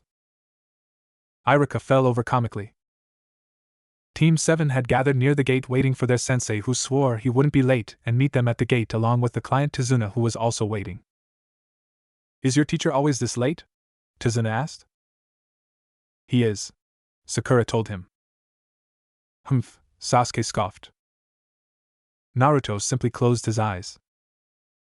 Tazuna looked over at the blonde curiously. There was just something about his last name that seemed so familiar, but he couldn't put his finger on it. What was it? He's here, the blonde said, opening his eyes. Not long after he said that, Kakashi appeared in swirl of leaves. Yo. You're late, Sakura practically screeched, making Tazuna, Sasuke, Izumo, and Kotetsu cover their ears. They noticed Naruto and Kakashi hadn't covered their ears and soon found out why, because both of them took earplugs out their ears, causing the two Chunin to fall over comically while also thinking the same thing. Why didn't we think of that? The two thought. Right, let's get going then, shall we? Kakashi smiled. They all walked through the gate and down the road until they were further away from the gate that they couldn't see it anymore. Kakashi was hanging from the back, Sakura on Tazuna's left, Sasuke on the right, and Naruto in front. It amazed him that they can come together on missions without taking notice so easily, yet when it comes to working together outside of missions they want nothing to do with each other. As they were walking down the road, Naruto noticed two chakra signatures were up ahead, but it feels like they were hidden in a form of a disguise, making him wonder, well, it's not a tree, otherwise it wouldn't be in front of us. Could be a rock or a puddle, but my guess is a puddle. When he thought about it, camouflaging as two puddles was pretty clever except for two things. One, it hasn't rained in over a week, and two, it's painfully obvious. As soon they all walked past the puddles, with Kakashi being the last to walk past the puddles, the two ninjas hiding in the puddles acted. Kakashi found himself wrapped in chains and cut in half. Kakashi-sensei! Sakura screamed. That's one of the ninjas said, and went straight for Naruto, cutting the blonde in half as well, only to be taken by surprise because it was a log he cut up and not the real thing. What? Senko, flash. As soon as the ninja turned around, Naruto, who was behind him, lashed the man, making a very deep cut that would soon kill him if he didn't get medical treatment. The blonde felt that his sword technique had improved since the time he used it against Kakashi during their test. Thank God he practiced some more with the technique. You little brat. The other ninja was kicked in the jaw by Sasuke, preventing him from getting to the blonde, and as soon as the man lost balance, Sasuke acted quickly to finish him off. Rat, tiger, dog, ox, rabbit, tiger, katan, Hozenka no Jutsu, fire style, phoenix flower jutsu. He sent fireballs at the ninja and watched as the flames engulfed him, hearing him cry out in pain before he collapsed, his body burned and unconscious. Naruto swung his blade to the side, knowing he got blood on it, and sheathed it back. You can come out of hiding now, Kakashi-sensei. Kakashi jumped down from a tree he was watching from and smiled. Ah, good job sensing me. Kakashi-sensei! Sakura cried out in relief. If you were there watching us the whole time, why didn't you help? Sasuke demanded. Well, I knew you could handle them and I was right. Kakashi looked over at the blonde. Naruto, good job in incapacitating your enemy, you too, Sasuke. Sakura, you got in front of the client to protect him, good job. Naruto made no response to the praise and simply nodded. Sasuke scoffed. Sakura smiled. The ninja that Naruto sliced was still breathing and spoke. How did you know? It hasn't rained in over a week, that's how. Naruto stated the obvious. That, and I sensed there were two chakra signatures before us, but they were using a jutsu to hide themselves from view. I just couldn't figure out if it was either a rock or a puddle, but I guess right with the puddle. The ninja stared at the boy. Why, you're completely blind. Naruto made no comment. Wait, he's blind? Tenzo exclaimed. He is. Kakashi confirmed. But how is he able to? It's best not to think about it. The Jounin told him, then glared. Now then, I think it's time you tell us what's really going on here, Tazuna-san. What do you mean? The man shivered. He means the real reason why you lied about the mission, Naruto said. I can feel your emotions, nervousness and fear, but fear is the most strongest. Tazuna stilled. He can feel other people's emotions? Not to mention that these two here are the demon brothers of the mist, they're Chunin. I wanted to determine who they were after, seeing as how I have quite the reputation amongst the other villages, and was fully prepared to intervene if I felt my students couldn't handle it, but judging by your reaction why they started to attack, it confirmed they were indeed after you. He concluded. Tazuna gulped. Well? Kakashi pressured. Okay, I'll tell you the truth, Tazuna sighed. Nami no Kuni is on the verge of financial ruin because of that rat bastard Gato. Gato? Sakura questioned. I know that name, he's some businessman that founded the Gato company. But rumor has it that he's doing something else that no one knows about. Like selling drugs and human trafficking. Naruto remembered hearing about him from one of the foreign merchants from Iron Country. He mentioned that the samurai there had caught wind of drug smuggling connected to the man, and they were dealt with. In other words, killed. Smuggling drugs in a town that's known for their samurai wasn't really smart on their part at all. Yeah, that bastard is practically sucking the life out of us. We don't have that much money, and I was only able to afford a C-rank mission to send to you. Tazuna bowed. Please help us. Kakashi gave the man an impassive look. This mission just turned into an A-rank mission. This is beyond my genin who are fresh out of the academy. By all means we should be heading back. Sakura agreed. They were just fresh genin, they had no experience in dealing with ninjas like these. No, that wasn't true at all. Naruto and Sasuke didn't hesitate to take them down, and weren't even afraid, but she was. While protecting Tazuna, her legs were shaking. She didn't think she'd be forced to fight real experienced ninjas so soon. Naruto felt the urge to sigh. He knew the bad feeling he had yesterday was a sign, but he ignored it, and instead thought it was just him being paranoid, but it looks like he was wrong. Maybe next time I should listen the next time I get a bad feeling, he thought. We're not stopping, Kakashi, we can still continue the mission. Sasuke spoke up. Kakashi and Sakura looked over at the Uchiha in surprise while Naruto sighed, getting their attention. I think it's a bad idea and we should head back, but Sasuke's right. Besides, we already took down the demon brothers, which means they'll just send somebody else stronger to get the job done. Might as well finish what we've started. He couldn't believe he was agreeing to this in the first place, but they took down 2 assassins, and they'll just end up sending more regardless if they abort the mission or not. Kakashi was surprised Naruto was agreeing with Sasuke. From the interactions he saw from the two, the blonde tended to avoid Sasuke like the plague, not wanting to be near him for too long, which confused him. Sasuke, on the other hand, watched the blonde like a hawk, wanting to see his every move, as though trying to figure out some missing pieces of a puzzle he just couldn't figure out. It was no secret that the Uchiha considered the blonde his rival, but the feeling wasn't mutual for Naruto. The blonde showed no interest whatsoever in being a rival for anyone, and just wanted to be left alone. Maybe a team spar could help with things? Sasuke was surprised the blonde agreed, as well as Sakura. Was he trying to be more social towards them now? Kakashi-sensei, what do you want to do? Naruto asked. The Jounin blinked, then looked at his students. Looks like my students have a point. We've already started the mission, why not finish it? Tazuna had a grateful look on his face. Thank you. Don't thank me, thank my students, Kakashi told him. Naruto wondered something. What should we do about the demon brothers? The one I heard is starting to breath slowly. Kakashi got a dark look in his eye, and went over to pick the burnt one next to him up, hefting him over his shoulder, and did the same for the other one before going off into the woods. Sakura was confused, then saw Naruto had his earplugs out again. What are you doing? He didn't answer her and put them in his ears. He heard the man drag them into the forest, and didn't need to hear this. Not yet anyway. Sakura meanwhile got her answer when she heard a blood-curdling scream coming from the direction Kakashi dragged the 2 ninja. She felt frightened, not wanting to know what her sensei could be doing to those 2. Sasuke felt his blood run cold when he heard them scream, not having it in him to move. Tazuna didn't even want to imagine what the man was doing to those 2 ninja, and simply covered his ears. Naruto opened his eyes back up but still kept his ears plugged in just in case, but secretly was too afraid to take them out, not wanting to hear them scream. At some point he'll probably take a life himself, but right now he didn't want to think about it. Team 7 was currently taking a boat courtesy of Tazuna's friend. They had to be quiet though, because they were sneaking inside Nami no Kuni without being detected. Tazuna was sitting next to Jounin and saw that the pink-haired girl and black-haired boy were sitting across from them, while the blonde was sitting at the end of the boat away from his teammates. What was it about this kid that bothered him so much? Was it the fact that he found out Kids was blind but could still fight? Or was it his last name? His last name. Leaning closer to Kakashi, he whispered in the man's ear, "Hey, that kid's last name is Uzumaki, right?" Kakashi raised a brow. Yes. The man's eyes widened and looked back over to the blonde. Hair color aside, if he was truly an Uzumaki, then he should be able to enter the Forbidden City. Before he could think more on the subject, the boat stopped, and they all got out from the boat. Thanks, old friend. Tazuna thanked. No problem, just take that rat bastard down for us, the boatman said, rowing away. Let's go, Kakashi said, and they all followed the Jounin, staying close together, especially when a fog started to settle in. What's with this fog? Sakura wondered, looking around.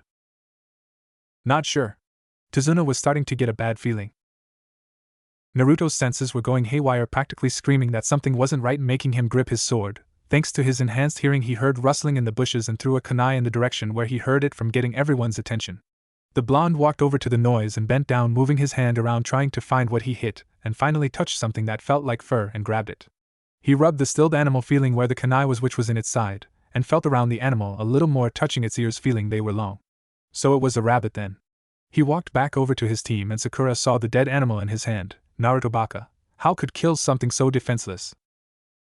He walked right past her and towards Kakashi, lifting it by its ears before him. What color is it? White. Naruto tilted his head.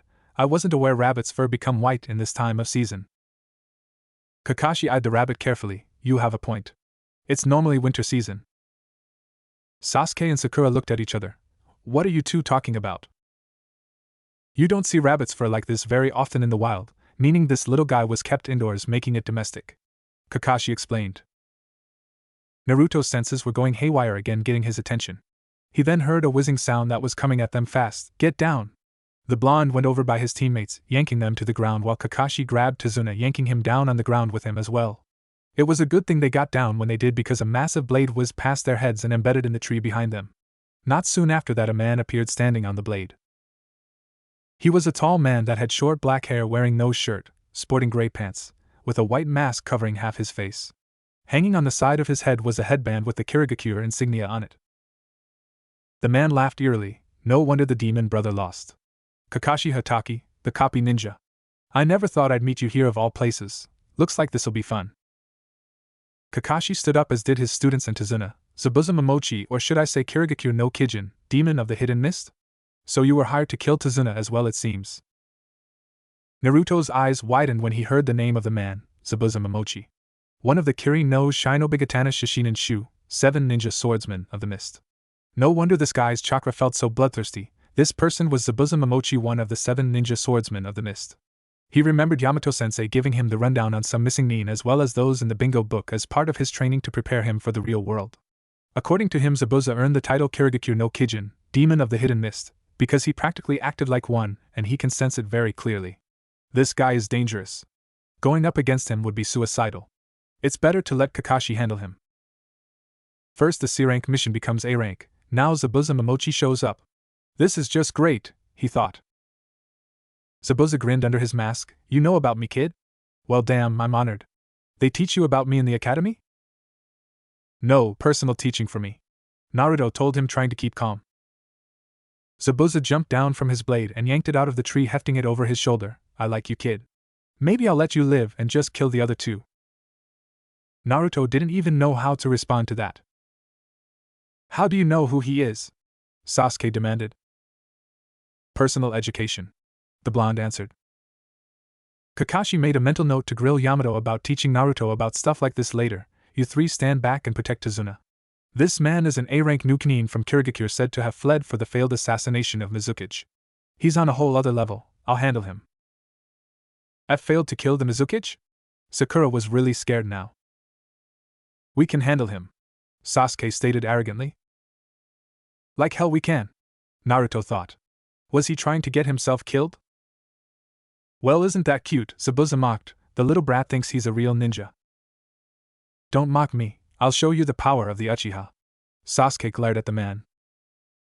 Zabuza laughed. You mean that worthless clan that got their asses killed by one of their own? Yeah, I'm really shaking here. Sasuke growled and clenched his fists. The only he didn't charge at him was because Naruto gripped his shoulder tightly, bringing him back to reality. Once the blonde felt he was lost some of his rage, he let go of his shoulder. Sasuke may be intolerable, but he didn't want him to die. Kakashi lifted his headband, making Zabuza grin. Ho? I get to see the Sharingan so soon? I'm flattered. Sharingan? But how? He's not an Uchiha, is he? Sasuke thought as he stared at the Jounin. Sharingan? Sakura questioned. A dojutsu Kekkai Genkai that belonged to the Uchiha clan, Sakura. I'm surprised you don't know that, Naruto informed her. She didn't even have it in her to retort because deep down she knew he was right. Zabuza made the first move, Ox Snake Ram, Kirigakure no Jutsu, Ninja Art, Hidden Mist Jutsu. A mist soon started to spread and surround them, thickening quickly to the point where they couldn't see Zabuza anymore. Naruto sensed that the mist was filled with chakra, which explains why it was so thick. 8 points, Zabuza's voice said eerily as though it was inhuman. Larynx, spine, lungs, liver, jugular, subclavian artery, kidneys, heart. Which one will be my point? I like them all. Naruto felt like he was having a sensory overload with all the Ki Zabuza was releasing. It was making his heart pound a little faster than normal, but he was able to keep himself standing. He didn't understand why. Maybe it was because he knew that if he let his guard down for even a second he could be killed and had to focus. Sasuke was feeling the opposite of Naruto. What is this feeling? It's so intense that it's making me shake. He slowly brought a hand up holding a kunai to his neck. It almost makes me want to end it right here and now so that I won't have to experience it anymore. He felt a hand on his wrist making him turn to the blonde who looked like he was concentrating to counteract the ki that was being sent their way. The blonde slowly brought his wrist down then let go without saying a word. Sasuke, Kakashi got the boy's attention. Don't worry, I'll protect you with my life. He turned to smile at him making him calm down completely. Is that so? Zabuza appeared before the Genin and Tazuna about to swing his sword to cut them all in half but Kakashi rushed towards him burying a kunai in the man's side. When he pulled it out he saw that water was flowing out instead of blood. Mizuki? Naruto and Kakashi thought at the same time. The blonde didn't see it but he heard the sound of water. Sensei behind you! Sakura yelled. Before Kakashi could turn behind him he was cut in half with Zabuza's blade. You should never expect it to be that easy, Kakashi. His eyes widened when he realized it was a water clone, then felt a kunai point at his throat. You should take your own advice, Zabuza, Kakashi said. Sakura breathed a sigh of relief. Thank God, Sensei's okay. I can't see it but I can sense how the battle's going. Something tells me they were just getting warmed up, the real battle starts now. Naruto thought. Zabuza couldn't help but snort at the remark. So you managed to copy my Mizuki while you made that little speech of yours in the mist, huh? Not bad. It's over, Kakashi said bringing the kunai closer to his neck. Zabuza chuckled darkly putting everyone on edge. You really think I'd be beaten by a copycat like you? Think again. Another Zabuza said from behind. Kakashi cut the one in front of him only to reveal another water clone. Another clone? Sakura yelled. Her yelling really isn't helping the situation. Naruto's eyes twitched. Zabuza kicked the Kakashi through the air making him land into the lake. Naruto hearing this turned his head in that direction. They moved towards water now. Kakashi struggled to get up from the water. Why is this water so heavy? Unless dash. Zabuza was behind him in an instant. Snake ram horse hair, Suiro no Jutsu, water style, water prison jutsu.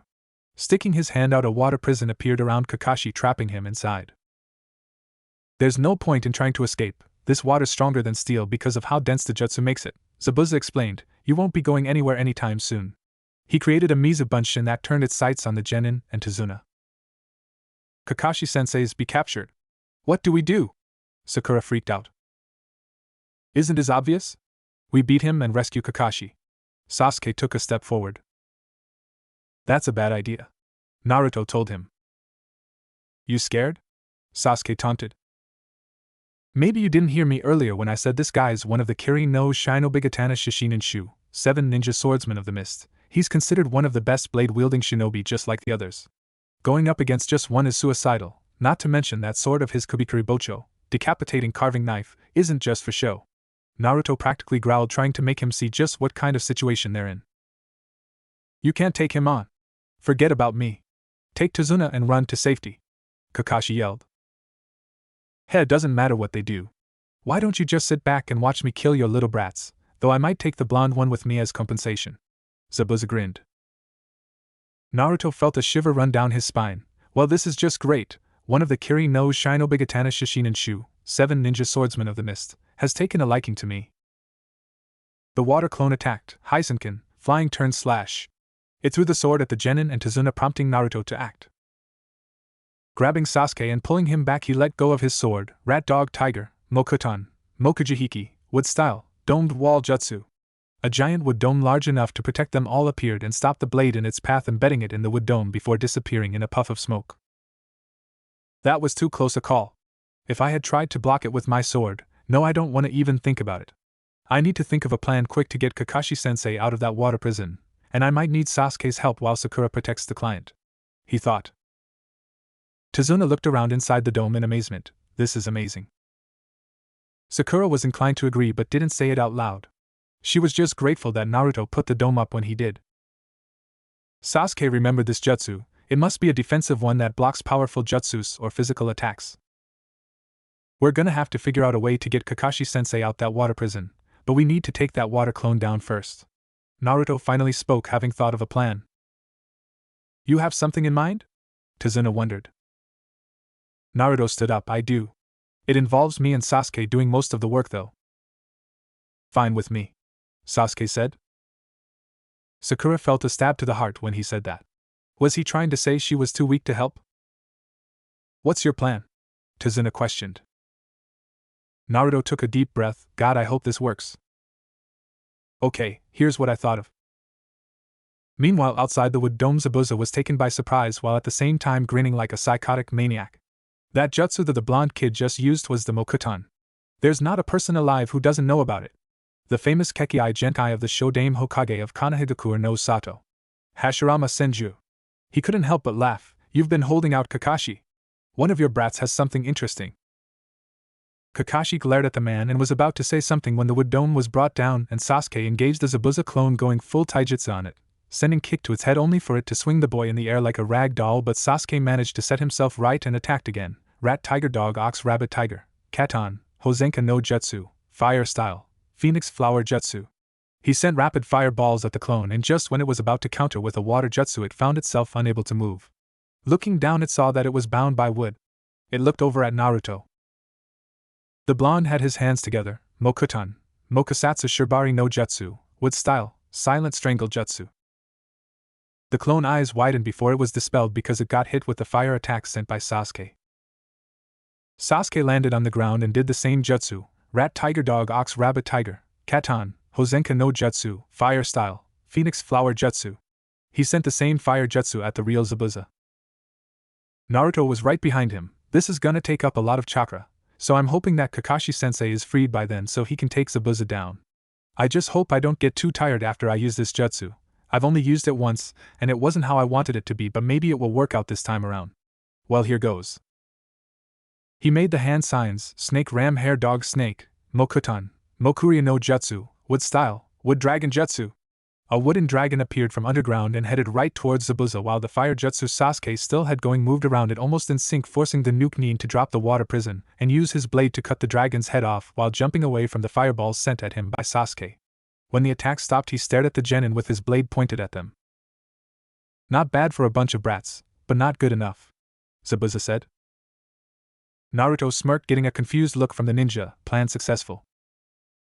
Before Zabuza could retort to that comment, he found himself kicked in his side and away from the genin. Getting his balance back on the water where he was standing on, he saw Kakashi was free and finally got what the blonde brat was talking about. Damn brat. Looks like you underestimated my genin, Kakashi said. It's just you and me now. Sasuke was standing by Naruto, who looked a little winded but was able to stand thanks to Tazuna and surprisingly Sakura, who gave him back his ken to help him stay steady.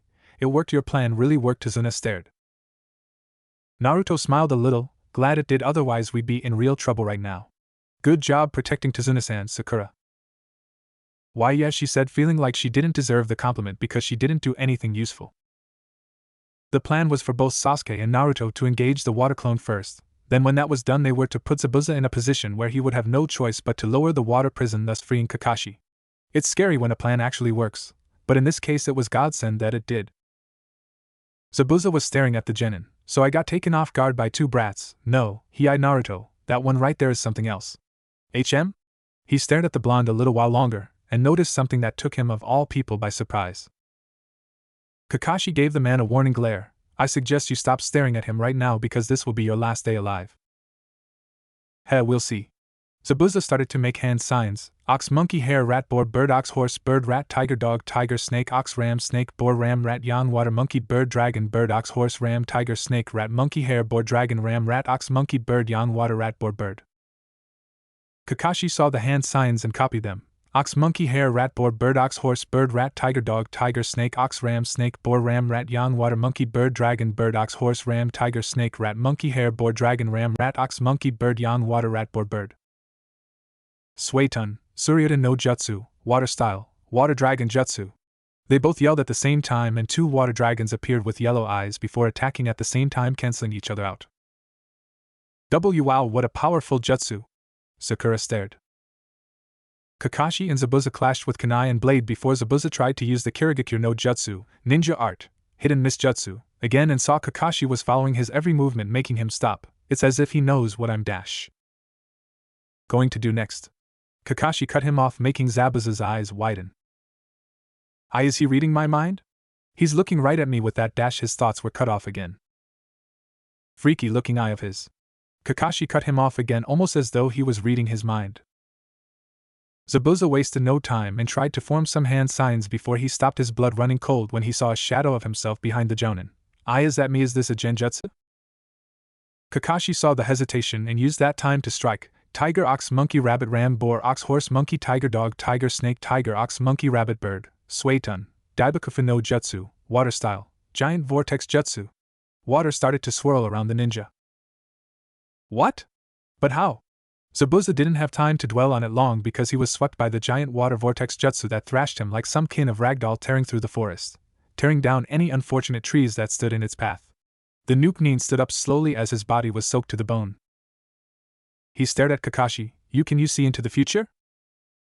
Yes, Kakashi raised a kunai up, preparing to strike the defenseless Zabuza down, and your future is death. Before he slit the man's throat, two Senbon needles struck the man in the neck, making his eyes widen before slumping over dead.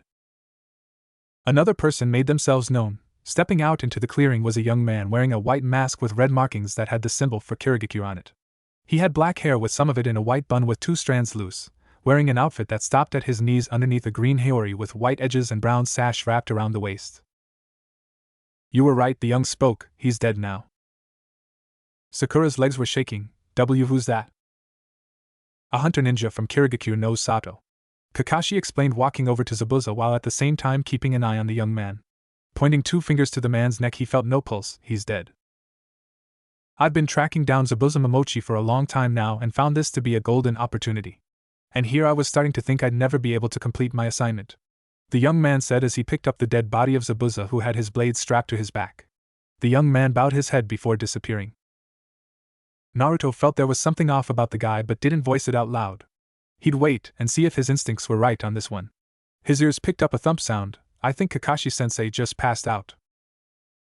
Sasuke and Sakura ran over to him, while Naruto walked slowly, still a little exhausted from using that wood dragon jutsu from earlier. He felt Tazuna was helping him walk over to his sensei, which he found strange but didn't comment on it. Tazuna-san, can you carry our sensei for us?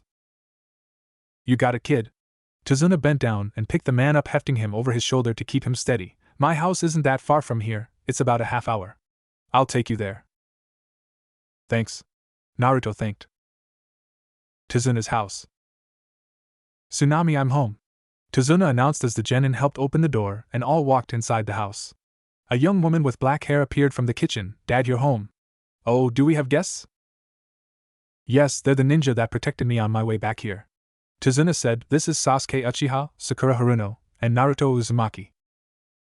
Her eyes widened when he said the blonde boy's last name and looked over at him. Sensing he was being stared at, he spoke, is there something wrong? And no, of course not. Please come inside. Oh, he doesn't look so good, Dad, take him upstairs. Tsunami told her father. Just then a little boy with a white cap wearing green overalls walked downstairs. Mom, who are these people? The boy eyed them.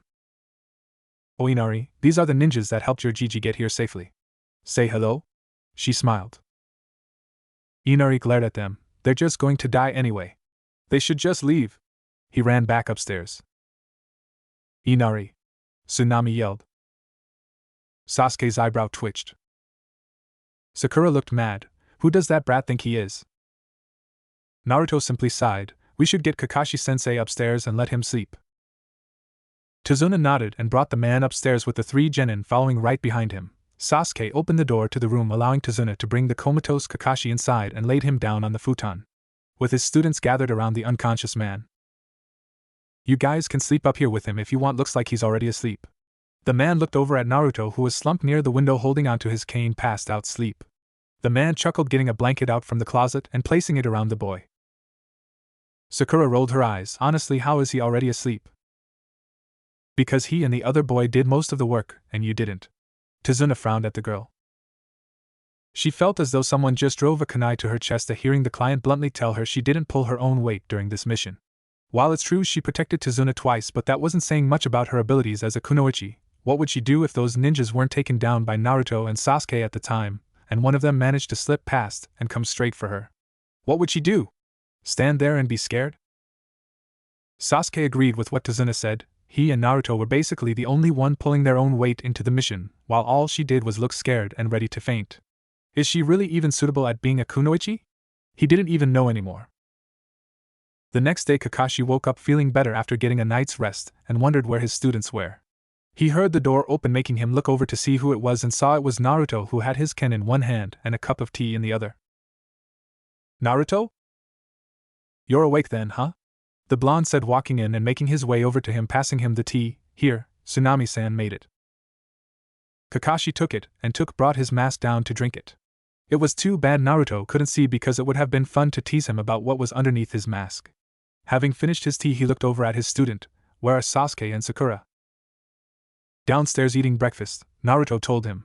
When I finished mine, I came up here and brought some tea for you. How thoughtful of you. Kakashi smiled. If you say so. Naruto shrugged.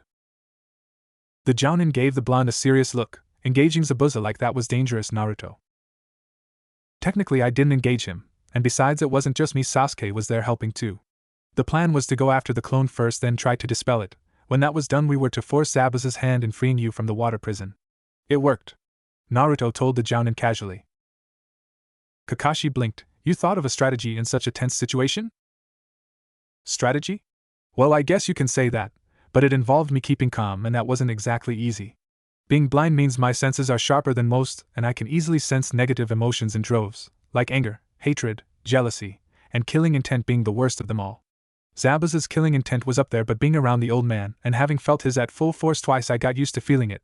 But still, Zabuza's was potent enough to force Sasuke into almost taking his own life, and making me just as uneasy. Naruto explained. Kakashi sat there and stared at his student as he explained himself. Is he finally opening up to me? Anyway, I'm not arrogant enough to think I actually stand a chance against one of the 7 swordsmen of the mist. I'm surprised we even managed to trick him into freeing you from the water prison, but I doubt we'd be able to do it again. Naruto said. Kakashi didn't miss the do it again part of the sentence, and was about to ask when Sasuke and Sakura walked in. When they saw their sensei was awake, they were relieved, though Sasuke will try to deny it. Kakashi-sensei, you're awake. Sakura was relieved to see he was okay and sat down near the futon. Sasuke sat on the other side. I'm doing just fine, just needed some sleep is all. Kakashi smiled at his 2 students before his face became serious. Now since you're all here, I feel you should know that Zabuza is still alive. What? Sakura yelled. Sasuke looked eager to go up against Zabuza again, and Naruto had his suspicions when he felt some chakra flow still going on in Zabuza. How do you know? Sakura questioned, hoping he was wrong. Kakashi looked over at Naruto. Did you sense he was still alive even though he wasn't breathing anymore? Naruto nodded. I still felt some signs of life in Zabuza even though you said he was no longer breathing. What was the weapon that Hunter Nin used?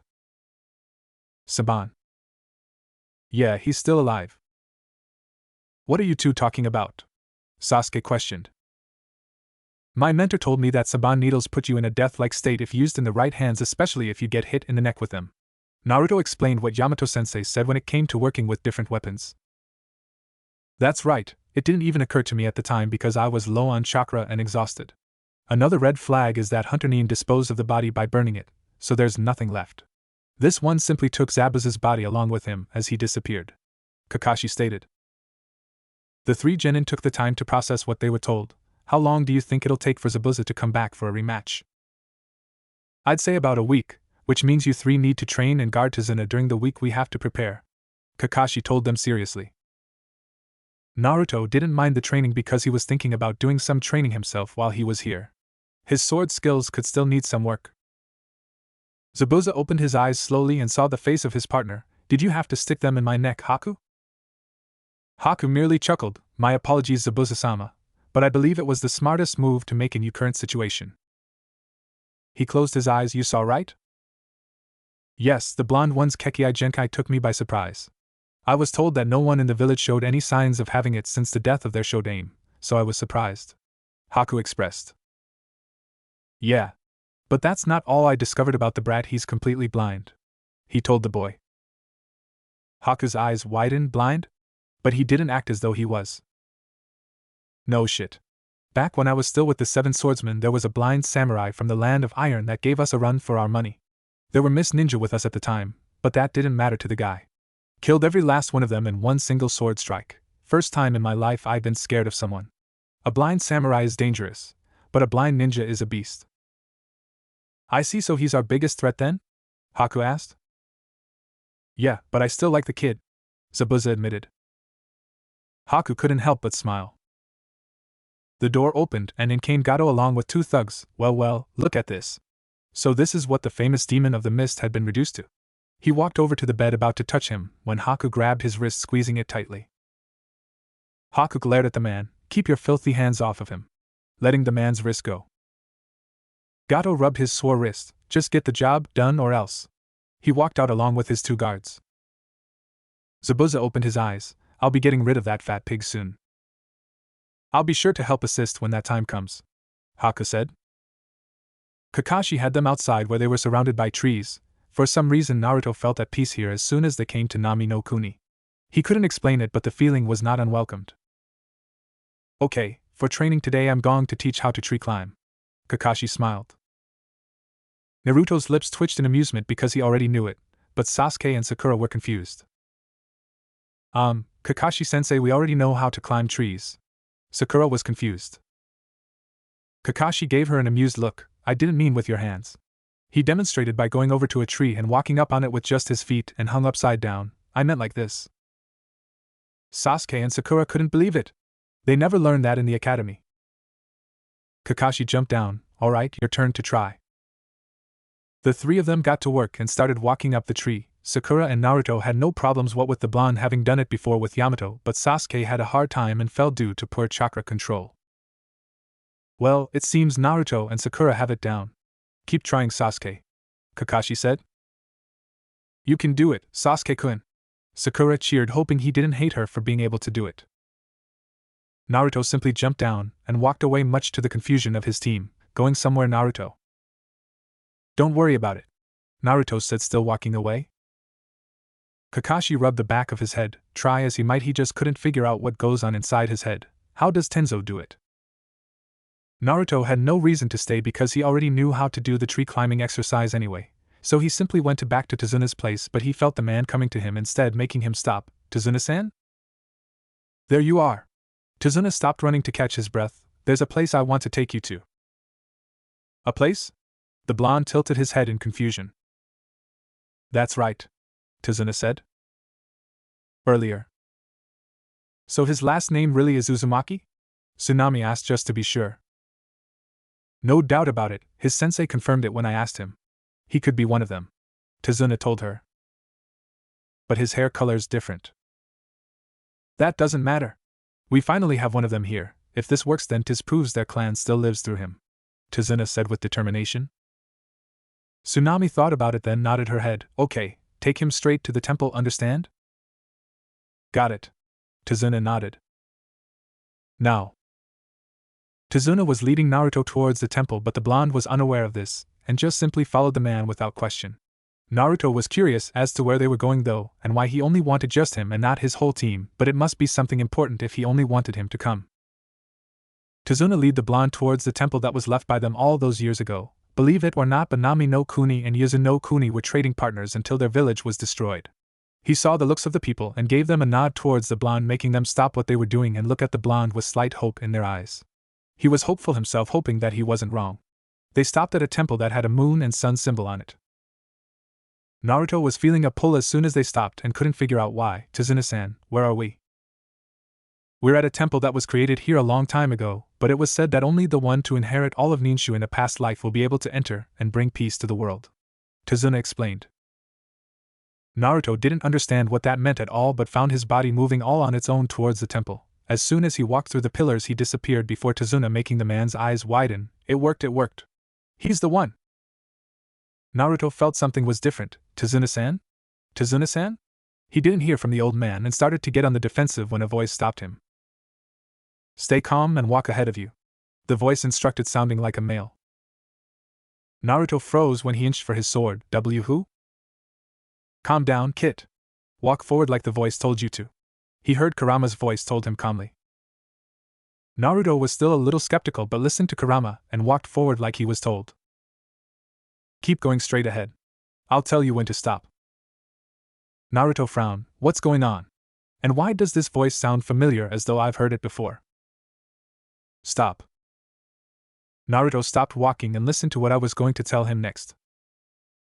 There are stairs before you, so walk carefully. The blonde walked slowly, feeling the urge to count the steps, but didn't because of his current situation. He felt that he on top of the stairs and listened to what he should do next. Walk forward and touch the statue before you. Naruto walked forward, moving his hand around to feel a statue that's supposed to be in front of him. As soon as he touched something that felt like stone, he felt pain shoot through his head, causing him to cry out in pain. He felt images that didn't belong to him but someone else. A man with 2 horns on his head standing before 2 children. One with short, spiky brown hair. Another with long brown hair. The God Tree. Being named the inheritor of Ninshu, seeing the jealous rage of the person sitting next to him. The death of the man that named him the inheritor of Ninshu. A battle between the 2 males that nearly ended in death. A feud that's lasted through centuries. Azura and Indra Otsutsuki. Having received too much information, he passed out unaware of his body glowing white. Figures wearing black hoods felt a warm and strong power radiating from somewhere, and knew what it meant. Do you feel that? Yes, the prophecy has been made true. The Uzumaki we've spent years waiting for has awakened. Then. The leader nodded seriously. Yes, we must find that Uzumaki. Mindscape. Naruto felt comfortable. He wasn't sure why though, but it felt like he was laying on something nice and warm and snuggled into it, but froze when he heard it chuckle. Getting up quickly, had scampered away from whatever he was laying on. Who are you? He heard the person chuckle again. There's no need to be afraid, Naruto. You saw my memories, so you know who I am. The blonde blinked, then relaxed but was still slightly confused. Azura Otsutsuki? Azura smiled. Yep. Nice to meet you. Oh, likewise. He stuttered. Azura chuckled. There's no need to be nervous around me. We are one and the same after all. Naruto was confused until he remembered something. A feud that's lasted through centuries, so you're saying that I'm you and you're me? Azura nodded. That's right. The last reincarnation of me came in the form your first Hokage, Hashirama Senju. What? I didn't know that, Naruto said. Not most would, not even the Senju or Uzumaki clan.